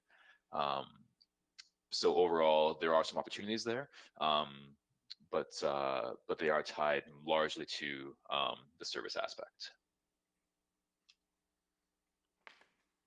In terms of levels of services and taxation, overall, 44% of respondents noted that they do receive good value from their municipal property tax dollars, and only 20% noting they receive poor value. In comparison, Leduc County, 39% of residents thought they had good or very good value, compared to 44% in Kneehill County. So again, a fairly accurate comparison point there.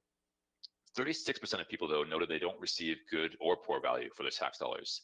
What we do find is that people generally don't understand what their municipal tax dollars are being used for. So there are opportunities there to increase education and awareness in terms of how their tax dollars are being used to help better form their opinions. Because in most research that we do, there's a large lack of understanding in terms of where these dollars actually go. and people just generally assume that they're either being not wasted necessarily, but not being used in certain areas. So better education and informing those individuals, largely that 36%, will have a huge role in terms of helping improve perceptions of the value of tax dollars, because then people can truly understand what their money is going towards when they pay taxes. In terms of we also asked individuals an open-ended question just to address the most important local issues facing the county today. The top-rated issue being improvements in city council and more transparency. And that's largely the thing that we saw through this research was not the council itself, but just on the transparency side and more communication and openness is what we really saw there. Beyond that is the roads and infrastructure as the number 2 issue, and then the local economy and business growth. The second most important issue being bridge infrastructure, the gravel roading, and improvements in council. So you can see there's a consistent theme throughout in terms of the road infrastructure, where people are seeking improvements tied to that. But overall, there aren't really many things in terms of what resonated very strongly with residents in terms of ways to improve, in terms of the most important issues facing the county today. With respect to contact and communication, 72% of residents know they have had contact with Kneehill County staff and or council in the last 12 months. So that's quite a high rate of individuals who have had contact to some degree with the county. And 64% of these individuals are satisfied with the interactions they've received, with only 17% being dissatisfied. So overall, people are quite satisfied with their most recent contact. The primary reasons behind their satisfaction are that the staff were knowledgeable, they answered their questions appropriately, and the response was quick, prompt, and efficient. So those are the 2 things tied to the satisfaction with those interactions. On the dissatisfaction side, people felt they weren't listened to, and there was a lack of response. But again, it's important to note that on the dissatisfaction side, there's only 28 residents who were dissatisfied with their interactions. So again, it's 29%. That's only 29% of 28 people. So it's a very small pool of individuals who noted this. But overall, people do quite feel that the staff are knowledgeable, and the responses are quick, efficient, they're friendly, they're courteous, they're helpful.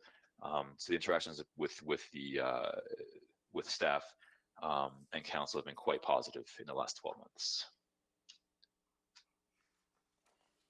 And in terms of the resident contact initiated, most were through phoning the county directly at 67%. 39% were in person, and this was prior to COVID-19. And then 27% were via email. So primary forms of communication were through the phone and then in person. And we likely see this probably shift a little bit once the pandemic resides. In terms of personal dealings with county staff, overall respondents view staff in a very, very positive light. They know that county staff are courteous and helpful, they're easy to get a hold of, and they're quite knowledgeable. There are opportunities to improve some responses provided to respondents or residents, specifically the quality of service that is consistently high. Only 61% agree with that.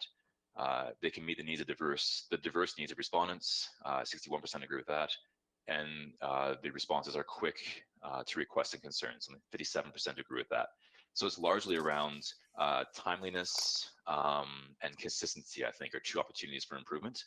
But on the other side, being courteous, helpful, knowledgeable, and easy to get a hold of, those are 3 attributes that are quite strong when dealing with county staff. So it's important to really continue to influence these while also ensuring that there's a consistency and a promptness to responses that can be elevated as well.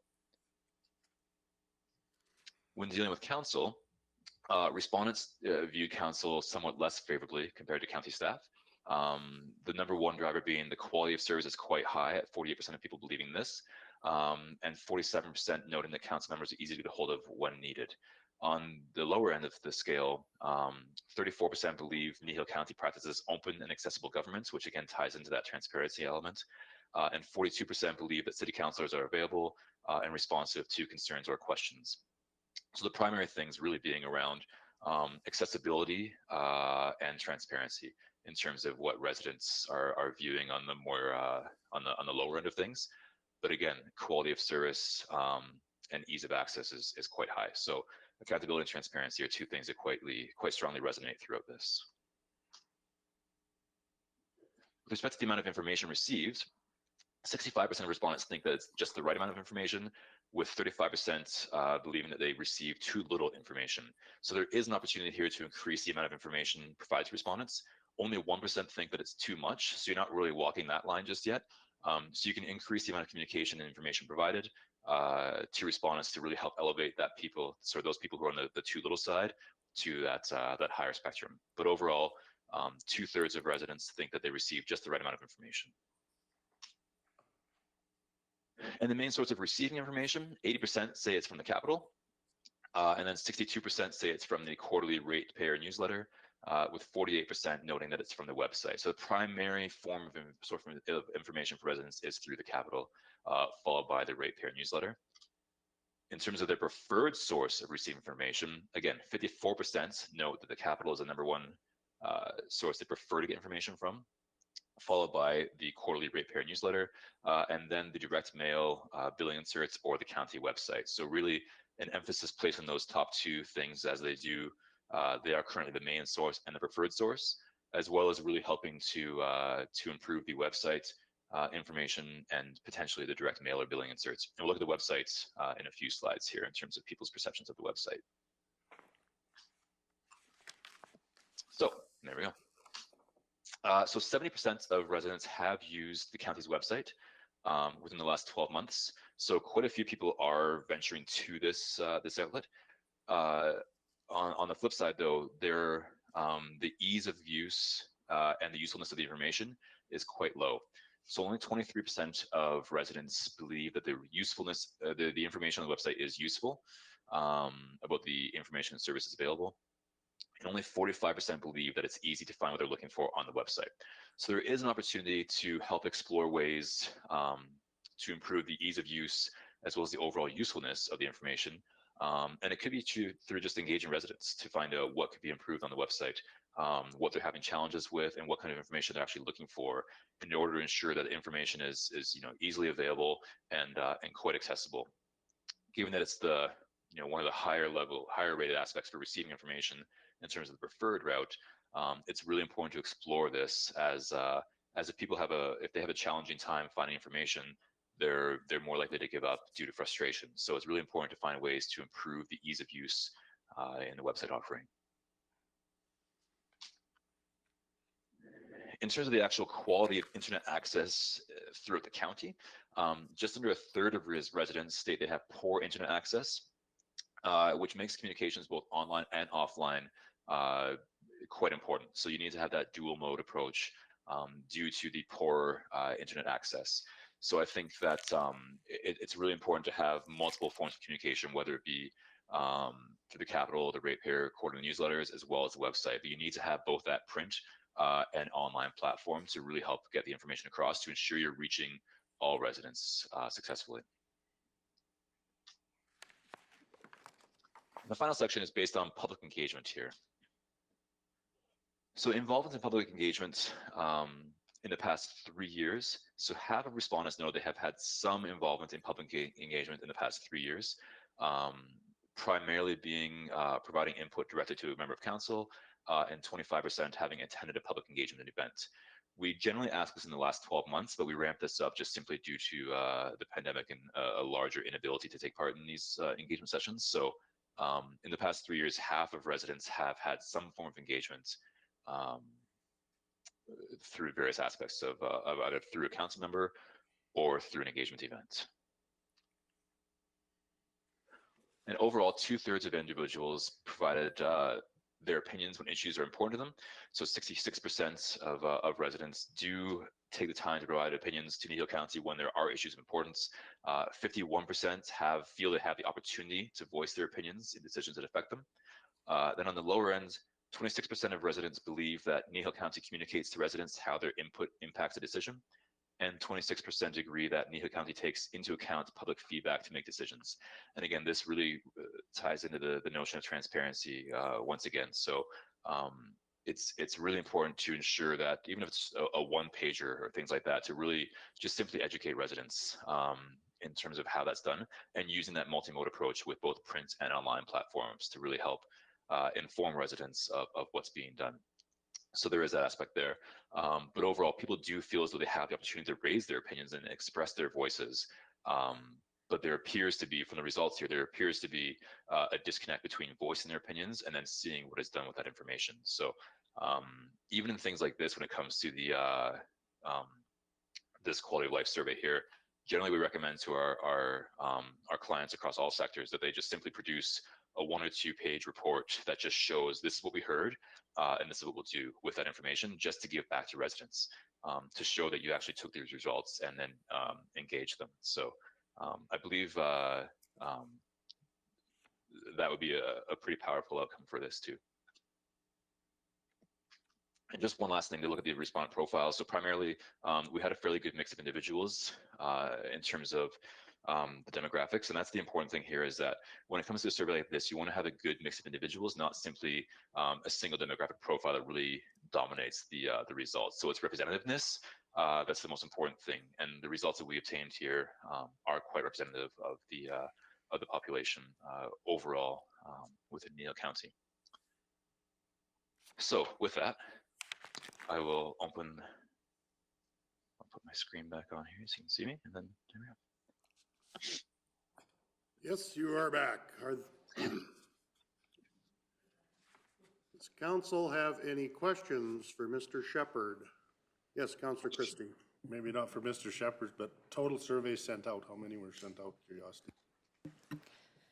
Through the Reeve, Councillor Christie, we sent out I've got the number right here. 2,228 survey letters were mailed to residents. Yeah. Are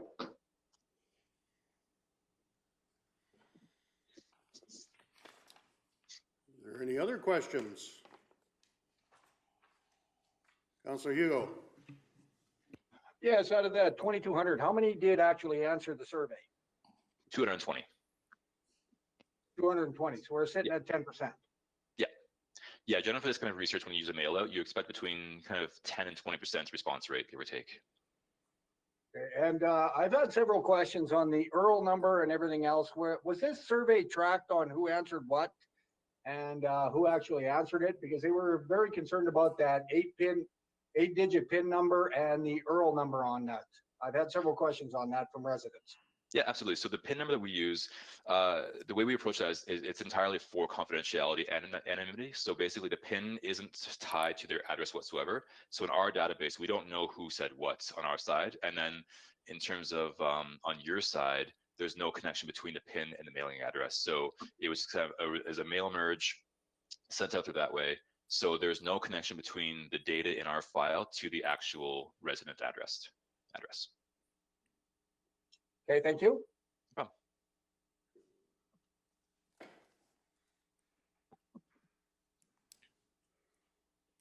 Are there any other questions for Mr. Sheppard?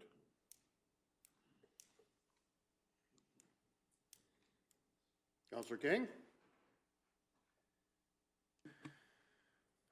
I guess I would say I have lots of questions. I don't know that there's answers for most of my questions. The only way that you could statistically improve the way the results came back would be by doing a random survey of residents. Is that correct? So typically I guess kind of the gold standard for this kind of research would be a telephone survey with random digit dialing. So that's through that we would just simply randomly select X number of respondents or residents through the county and conduct the survey that way. The challenge is the financial side is that the telephone dialing is tied to the FSA and there's no, the FSA in Kneehill County is connected to Calgary as well. So for us to actually reach residents in the county, the cost would be astronomical in terms of getting even just a small handful of individuals.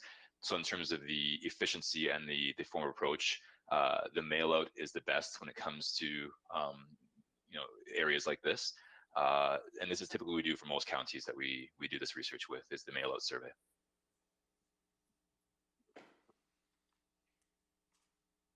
So just to follow up on Councillor Hugo's question regarding the concern that people had that my PIN number might be able to be tracked back and identified with myself personally.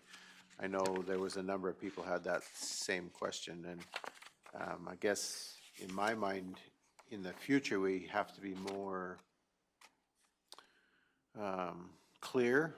I don't know what the correct word is in terms of our communication of that, what the purpose of that PIN is and how it will be used. I know there's a number of people that felt they didn't want to fill out the survey because they felt it could be tracked back to them. Absolutely, yeah. I believe there was some information on the introduction letter on the landing page for our website itself, or for the survey itself. But I can definitely understand the concern the residents have in terms of completing something online that was mailed to them with a PIN. So there's definitely that perception on that side. I definitely agree with that, or understand that. Yeah.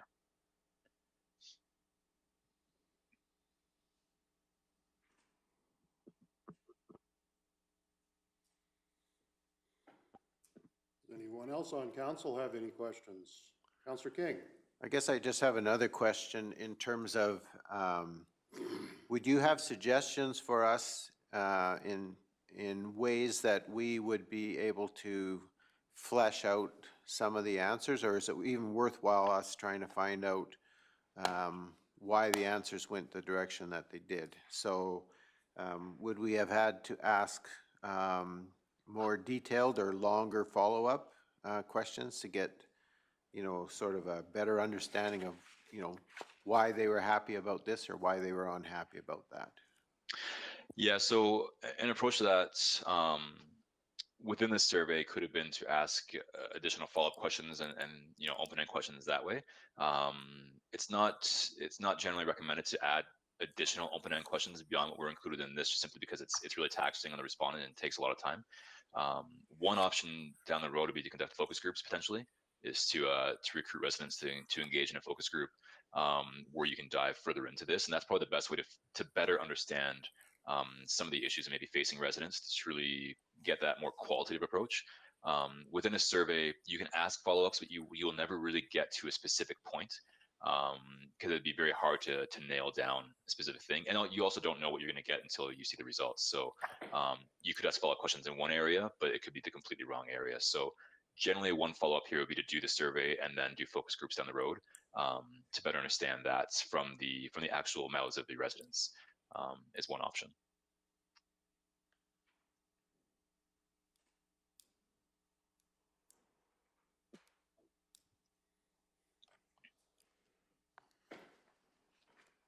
So you say, Mr. Sheppard, that on a survey like this, 10% is kind of the norm, or is 20% the norm of respondents? It really ranges based on overall engagement in the actual municipality in the first place, as well as the timing of the survey as well. So there's several factors that play a role there. We generally see between that range of 10 and 20. So in this case, it's on the lower range.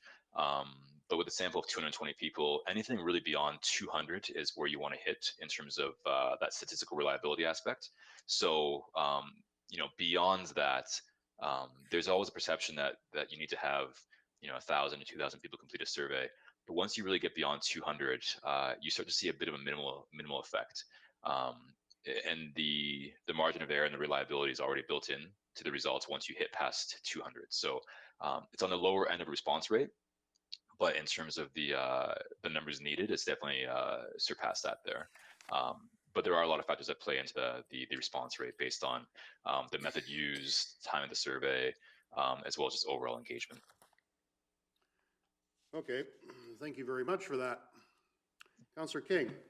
Just to follow up to the Reeves question in terms of timing, from your experience conducting this kind of survey, is there a better time of year? Like I know for our being a country resident type people, would there have been a better time of year to perhaps ask these questions? Like we were asking sort of midsummer, pre-harvest kind of timing.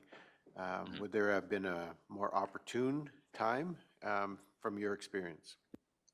generally we see these surveys kind of launched anywhere from the spring to the summer. So it's the one thing it sounds like that had the larger impact on the response rate may have been that concern from residents. So I think that could be one aspect that that played a larger role in the response rates there. I think the survey was on for 2 months, so I think the one other opportunity would be to engage more with a follow-up approach. So when we ran in Leduc, for example, when we ran that survey for 2 months as well, I think they did a second mail out halfway through just to remind residents that they can still take part in the survey and engage. So there are opportunities to increase that way. But I think realistically, spring through summer is when we typically run these surveys.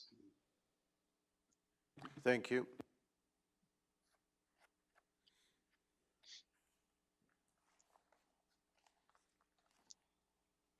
Are there any other questions from council members to Mr. Sheppard? Well, it looks like you've answered all of the questions that we have. I'm sure some more will come up in the future, but thank you so much for Skyping in today or video conferencing in today to present the report. We do appreciate that. And it's a little disappointing that didn't have more of a response, but it is what it is, and I guess that's how we're gonna approach this. So thank you so much. Thank you. And if you have any additional questions, just definitely don't hesitate to reach out. I'm more than happy to answer any follow-ups on the road. Okay, thank you. Thank you, everyone. Have a great day. You also. Christine, is there something you would like to add? Thank you, Mr. Eve. Nothing specifically, just to thank Eddie for his help with this. It was the first time we've ever done a survey like this. There were a lot of learning to be had. And just going forward, lots of information that I will use personally to try to improve communications down the line to our residents, because that did seem to come up quite a bit. So just taking some notes there. I took a whole page. But no, I think historically we do have a low survey response. So 220, I actually thought was pretty good given what we've gotten in the past. So yeah. Are there any questions from council to Christine?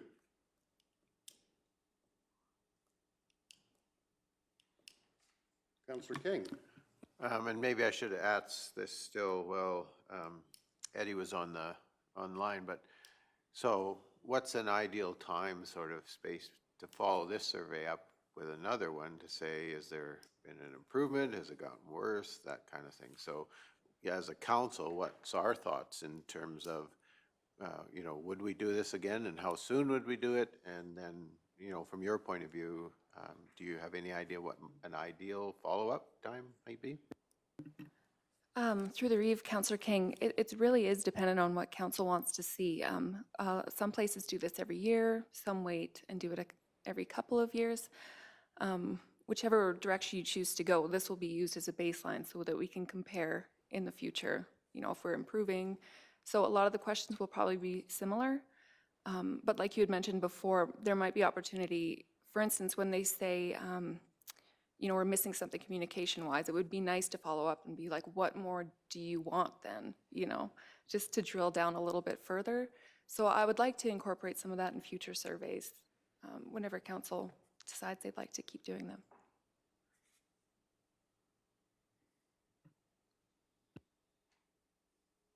Councillor Christie. I guess I get a little frustrated with council transparency and communication, where we think we're hitting all the bases, but unless you're really upset, you're not going to go looking. I don't know how to make that more accessible. How do we get more, front and center?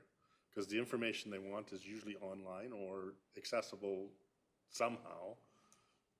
Any calls that I've got as a councillor, I've responded to fairly quickly, and most of it's pretty generic and stuff, but I don't know how to be more transparent. I guess that's my comment. Through the Reeve, Councillor Christie, that is definitely a challenge that they always seem to be facing. And how we go forward from here, just trying to increase, it's going to have to be something we look at and maybe do some more research on and try to figure out what they're looking for and how we reach them, the easiest, most efficient way. And his suggestion of doing focus groups, I think, might be something we take into consideration as well, even just doing one for the website, because the website makes sense to me because I know where everything is. But if we were to do a focus group with residents and bring them in, and, you know, I think that would help us just to make some improvements and make it more user-friendly. Deputy Reeve McGee. I really agree with you, Christine. I think I often give this feedback. We who are part of this work know what everything means and how to find it, but we need to find the vocabulary and the style that works for people who do not have that information that we have. And I think, you know, every workplace has that guilt, that downside of not remembering what language to use for the actual viewer, not for the actual knowledgeable person. Not that they're not knowledgeable, but not necessarily about these very topics. And so I look forward to seeing if we can find a clearer way to do those things. Councillor Kiever. I think in the respondent profile, we get our answer in that 55 or 67% of the respondents were 55 plus. I guess that would say that, you know, I mean, seniors have nothing else to do, so they're willing to. So maybe the transparency issue, you know, I mean, maybe what we really are is just a seniors advisory committee.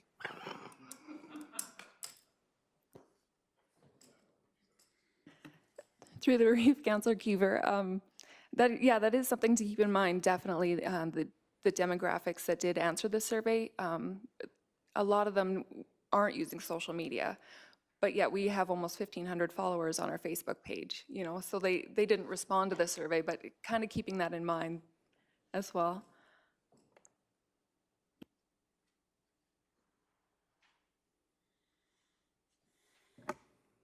Councillor Penner. Just furthermore to Councillor Kiever's comment, like that 55 and over, well, we committed to the paper for a whole page in the Capitol, and I think I find it a little frustrating, this transparency, because we have implemented numerous flyers in different areas, the mails out to the paper, to all kinds of things, and yeah, I'm not sure if a focus group would work if we can get the people to come forward to sit on that focus group is the next issue. So, but I'm open to hear what the residents are, how they'd like us to communicate with them. I guess, I know I fit into the 55 plus category, but I still like, I still like to be able to open a newspaper, and while I'm drinking my coffee in the morning or whatever, have it sitting there, you know what I mean, and I read it 10 times over. It just, to me, it's a natural way of communication. Through the Reeve, Councillor Kiever, that's so true, and I think it's important to use multiple avenues to try to reach all of our audiences, because certain people go to different methods for their communication. So definitely keeping the capital is important. Mr. Hogan. Through you, Mr. Reeve, to council and to build on the discussion, I think one of the challenges, and it's a good challenge, is to go through and for us as administration and as council to look at the data we got back and figure out how we go about some of those approaches. And so, you know, for some things, like the idea of a focus group might be a very good idea, you know, and I look at one, say, like the, you know, the supports for business was a comment there. Well, having a focus group of business owners might be a very good way of approaching that. There might be a better way, but that's what we got to give some thought to. One, in terms of, you know, I like Christine's example of around the website, is we get some users in there and they provide feedback. You know, that lends itself well. There's other ones out there that we may look at and say, you know, maybe the county just needs to put it out there as its own survey, just done internally, around what information are you not receiving that you would have hoped to receive. And that might just be an open survey that we put out that people can go on the website and reply. And, you know, it might not be a focus group or anything like that, but then we can see what comes back and then make the determination of, you know, well, A, do we just genuinely not put that information out, or do we put it out, people just don't know where it is? So the perception is that we don't put it out, right? And so it's digging into some of those. When we look at some of the interactions, you know, internally, we can take a look at it and say, hey, if we set a goal internally as wanting to improve for the next one, score higher on the customer service element, then some of that is what are we bringing internally to facilitate that training, or what standards are we either re-encouraging or putting in place to facilitate what the expectations are. And so there's lots of different realms there. Overall, in the document, I do think it's a good document that, again, to tie back to strategic planning, is we say, okay, well, if people are looking at, if this is what they're saying is important to them, should that be influencing council's strategic plan? And I'd kind of put out there that it would be an important consideration to, if the residents are saying this is what's important to us. I did note as an example that, in here, connection to community was a big thing. We've got the next item coming up is our Kneehill County Scholarships, where, some of our youth wrote essays on what rural community means, and it's the same theme, is community connection. Is that worth a future discussion in council? And I think it is. Council's always going to be bound by the, available resources and funding. We're not unlimited, but to feed into those discussions. So I think the document lends itself to some follow-up work that the county can do, some internal conversations for administration, and some strategic planning or higher level conversations with council. And so I'd put it out there that when we go into strategic planning mode following the election, that this would be a great document for the council of the day to give some consideration to. I would agree. Well, if there's no more questions. Hinting? Nope, doesn't look like it. Okay, well, thanks, Christine. And we'll move on with our agenda. Our next agenda item is 8.1, the Kneehill County Scholarships. Mr. Hogan. Thank you, Mr. Reeve. Through you to council. This item was discussed at the previous committee of the whole meeting. Council will recall that in that discussion, you reviewed the applications for the scholarship. We give out 2 of these per year. We had 8 applicants. The council's process to go through those is to redact the applicant's name and personal information so that we're assessing those blindly, and according to the matrix that was set out in the application form. So having gone through that process and reviewed all 8 applicants and looked at their accomplishments, at their essays, the Committee of the Whole has recommended that Council award Jenna, I'm probably going to butcher the name, Jenna Cullum and Graham Fretz be awarded the 2021 Kneehill County Scholarship in the amount of $2,000 each. And these scholarships are budgeted in the operating budget each year. Well, it was a very tough decision. They were all good. It's too bad that there's only 2 available, but it's the way it goes. Does council have any questions, or what are their wishes? Deputy Reeve McGee.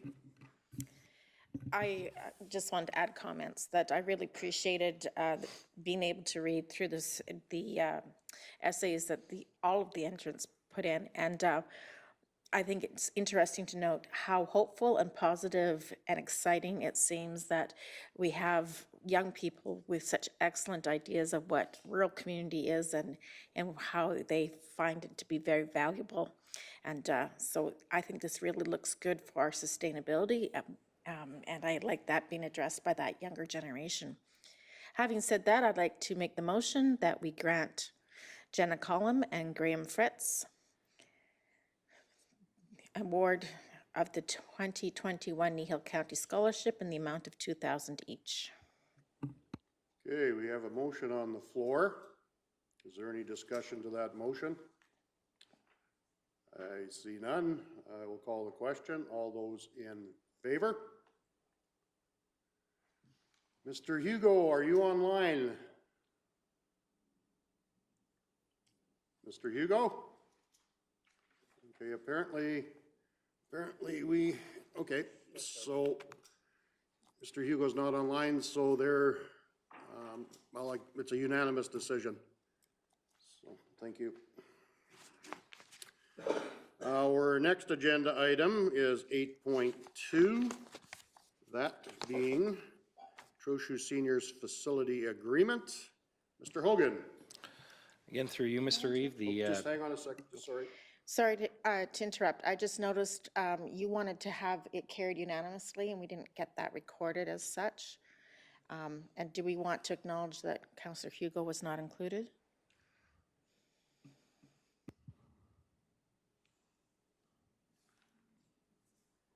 I'll wait for that to come up.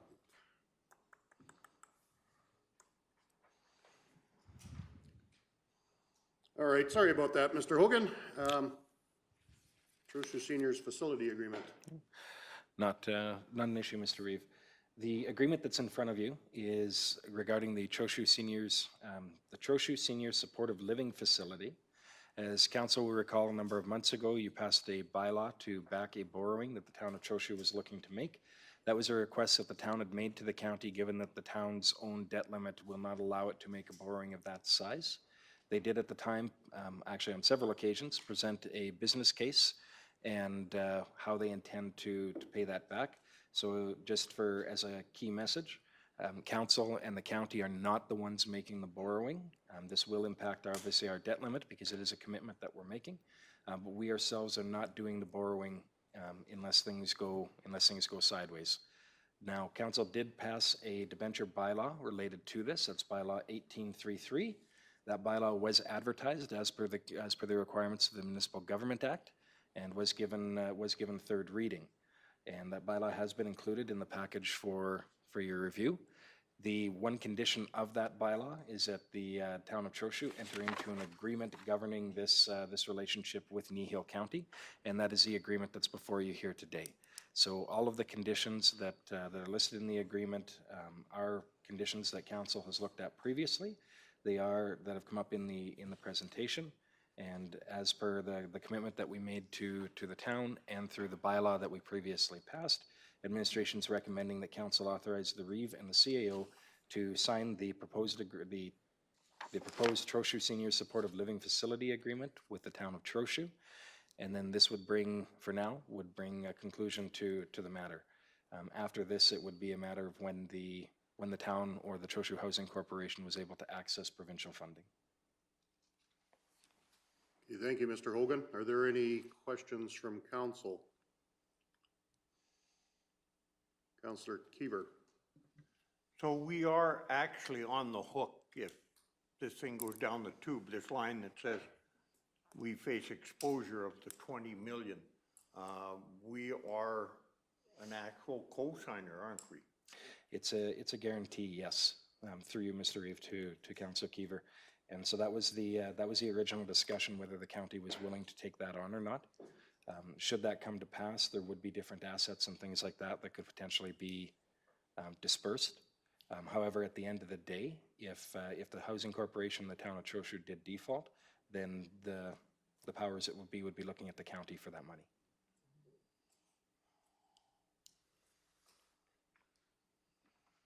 Councillor Christie. I guess the other point to make really clear is that nothing happens without a $19 million grant from the provincial government from 3 different portfolios of their government. So there'd be $19 million up front before anything happened. So there's not much security risk without that grant.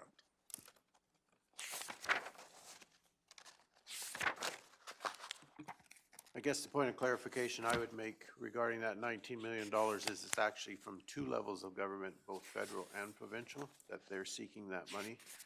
And our guarantee is conditional on that. And the other condition was the 90% of the pre-sales. And just for council's information, they now have 21 of 24 sold. So they're at 87.5% pre-sold on the life lease units. So there's real interest in the community to see this facility and interest in people to be moving into it. So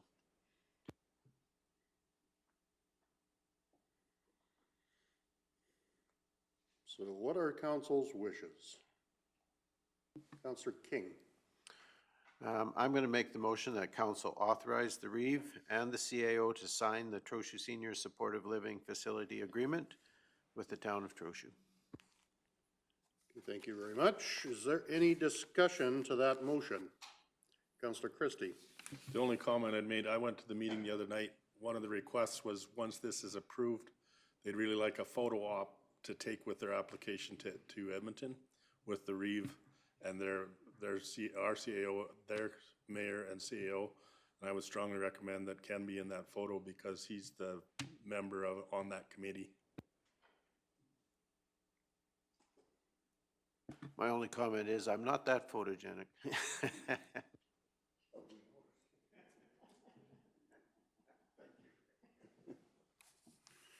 Okay, is there any other discussion to the motion? Seeing not, I will call the question. All those in favor? And that was carried unanimously. Again, noting Mr. Hugo is not part of the meeting. Next agenda item, 8.3, Wetland Replacement Program. Mr. Hogan. Through you, Mr. Reeve, to council, the wetland replacement program is something that the province has approached us about. And the province is not just approaching Kneehill County on this, or approaching a number of municipalities and looking to facilitate or to encourage the creation or the restoration of wetlands. And the agreement that's before you is not an agreement to create wetlands in and of itself, but it's a memorandum of understanding outlining the process that we would make application and that we would use. So what that relates to is, as I'm sure council is aware, that when wetlands are taken out of nature or they're altered, there's a fee that gets paid to the province for that cost. In Kneehill County, that fee is $18,500 per hectare. And that money is theoretically then used to create wetlands either in the area or throughout the province to replace those ones that were destroyed. And so what this MOU does is it establishes a process by which we would make application to access that funding for the creation of wetlands within Kneehill County. And so that, again, it's not necessarily a commitment in and of itself, other than to follow the process of making an application should we choose to do so. And so there are areas that, again, it will require more discussion from council in terms of this is something that we want to, how heavily we want to pursue this, if at all. But we do have some areas that we think could be good. Pardon me. We're developing a large body of water out of the Torrington gravel pit. There may be opportunities to create something in that area and to enhance nature and to receive funding for it. We have seen over this summer with the drought conditions we received that perhaps having some of these things or having more ability to retain water in the county might be of benefit.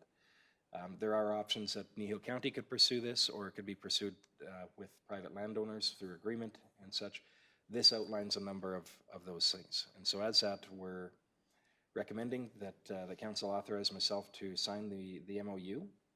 And if we make use of that application program or not in the future would be a future discussion at council. Okay, thank you, Mr. Hogan. Are there any questions from council to Mr. Hogan? I know our wetlands have kind of dried up this year. So, Councillor Christie. I guess the MOU on this would then becoming a working file. Does it bind us into that agreement then? Through you, Mr. Reeve, to Councillor Christie. So this MOU really sets up the process for that. So if we made an application, there would be a follow-up agreement specific to that particular site. Because it would have to outline what funding was being granted, what the responsibilities of each party were, that sort of information.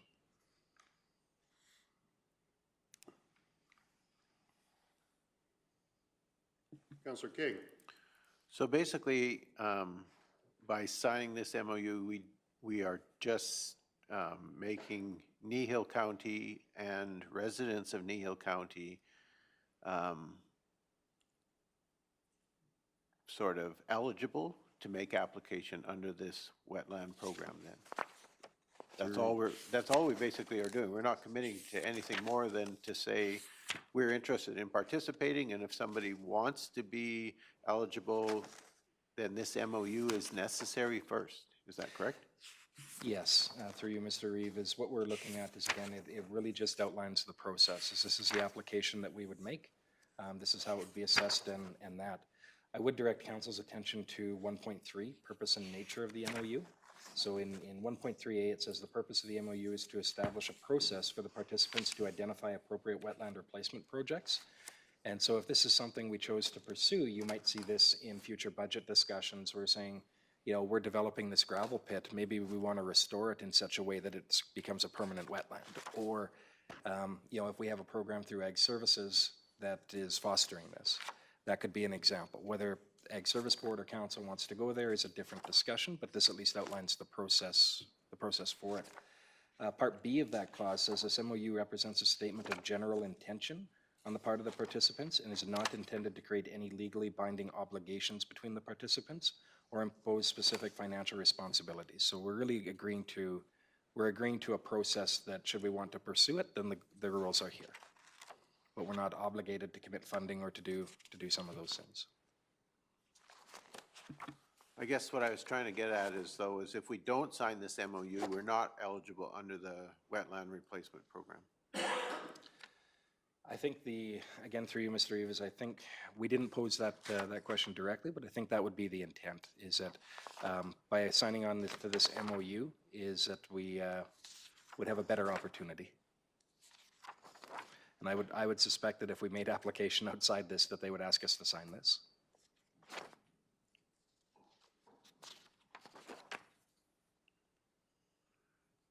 Are there any other questions for Mr. Hogan?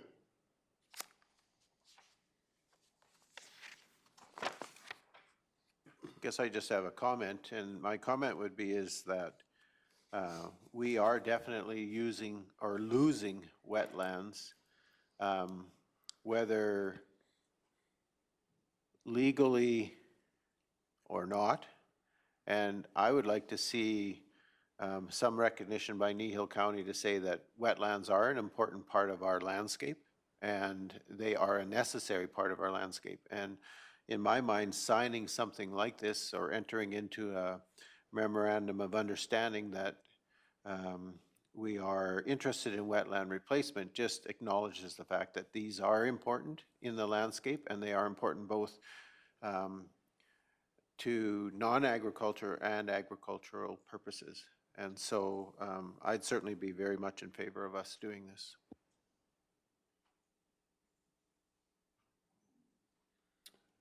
Council's wishes. Would you care to make that a motion? Love to.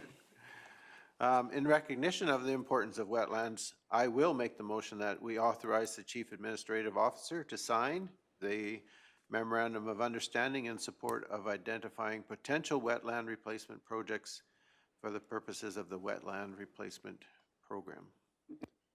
Okay, we have a motion on the floor. Is there any discussion of that motion? Or are we building the dam on the Red Deer? Halfway, yeah. Okay, if there's no discussion to that motion, I will call the question. All those in favor?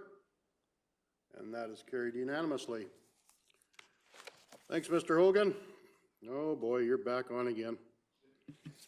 Next agenda item is 9.1, disposition of delegate business.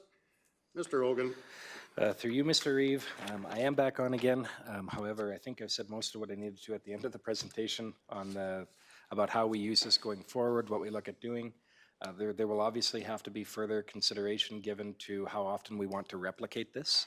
I think I'd suggest yearly is a bit too much. We might not have time to actually see movement or transition on that, but that does lend, well, then what is the right amount, right? And that'll be, that can be a council budget decision for long-term operating plan decision that we get into that discussion.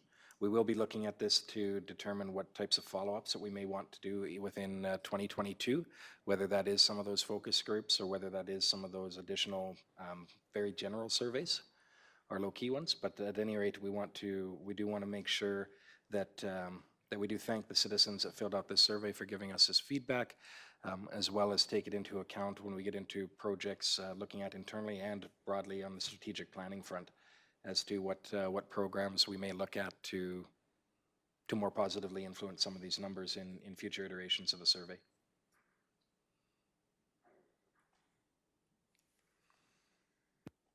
righty, what are council's wishes? Councillor Christie. I'll make the motion to receive the citizen satisfaction survey report for information as presented. Okay, we have a motion to receive for information as presented. Any discussion to that motion? Yes. Yes, go ahead, Councillor King. Just a comment to say that certainly your comments earlier about it being important in our strategic planning, and just in terms of trying to flesh out some more of those areas that we're like, I wonder what that really meant. I'd really look forward to seeing plans around that kind of thing. So. Okay, we have a motion to receive for information. Is there any more discussion? If not, I'll call the question. All those in favor? And that is carried unanimously. Our next agenda item, council and committee reports. We have a community futures minutes, and we have FCSS. Does anyone have any questions? Does anyone want to add further information? Yes, Councillor Christie. On community futures, the only comment I have is on the accounts that are in arrears are extremely well secured, so not likely we'll lose any money, but it's going to take a while to get it. Kind of like taxes. Anything on FCSS? If not, Councillor Keever, you have a report from Armagh. Armagh was one of the most interesting meetings in all the times that I've been sitting on there. They've hired a new executive officer who happens to be the CAO of Cremona. So he's kind of out of the area, but the people that interviewed him said he had certainly done his homework on the organization and, was quite enthusiastic. There was a presentation on the irrigation project for Acadia Valley, which was kind of interesting. You wonder, where are you going to get the water from and all this and that? Well, the water will be pumped from the Red Deer River into a big valley that's out there someplace. There'll be a dam put at both ends, and that'll make the reservoir. The interesting part I found about this was this whole project is only going to irrigate 29,000 acres. I think there's one farmer out there that farms 20,000 by himself, isn't there? So it's kind of an expensive project for the number of people that it's going to cover. One other thing that I found kind of interesting, they have met with Municipal Affairs over something or other, and they were basically told that until they got on board with the Watershed Alliance, do not bother talking to us again. And the Watershed Alliance was an organization that we were a member of at one point in time, and we dropped out to just support this one. So that is the thinking in the industry. Councillor Penner. I think it's good news that they've at least started to bring water to the East Country, and it just shows in southern Alberta what happened when they introduced water.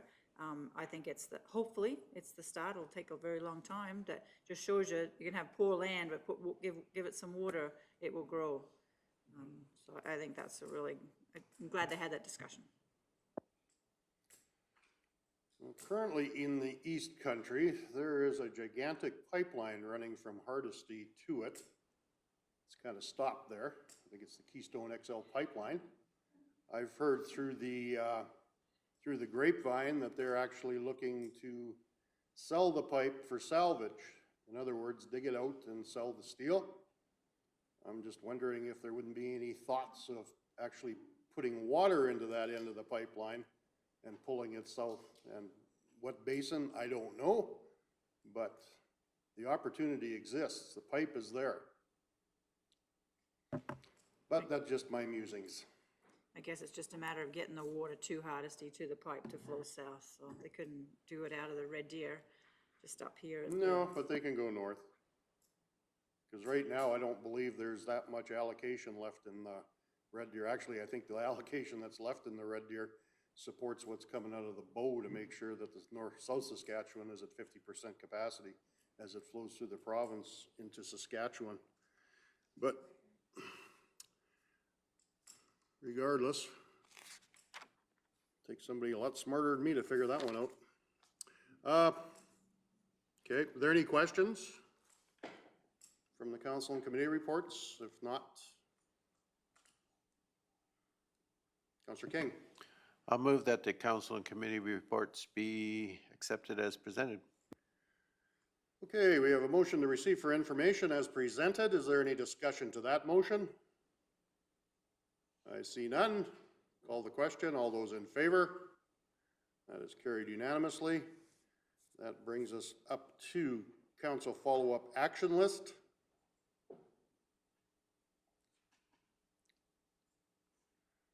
Anything there? Any questions?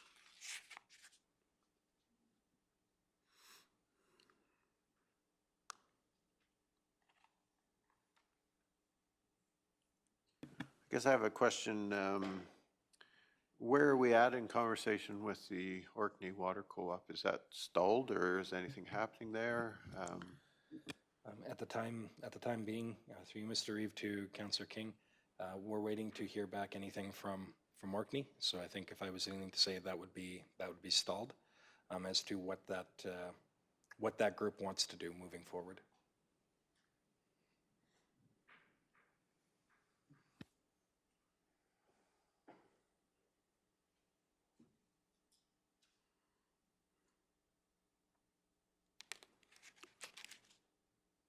Are there any other questions?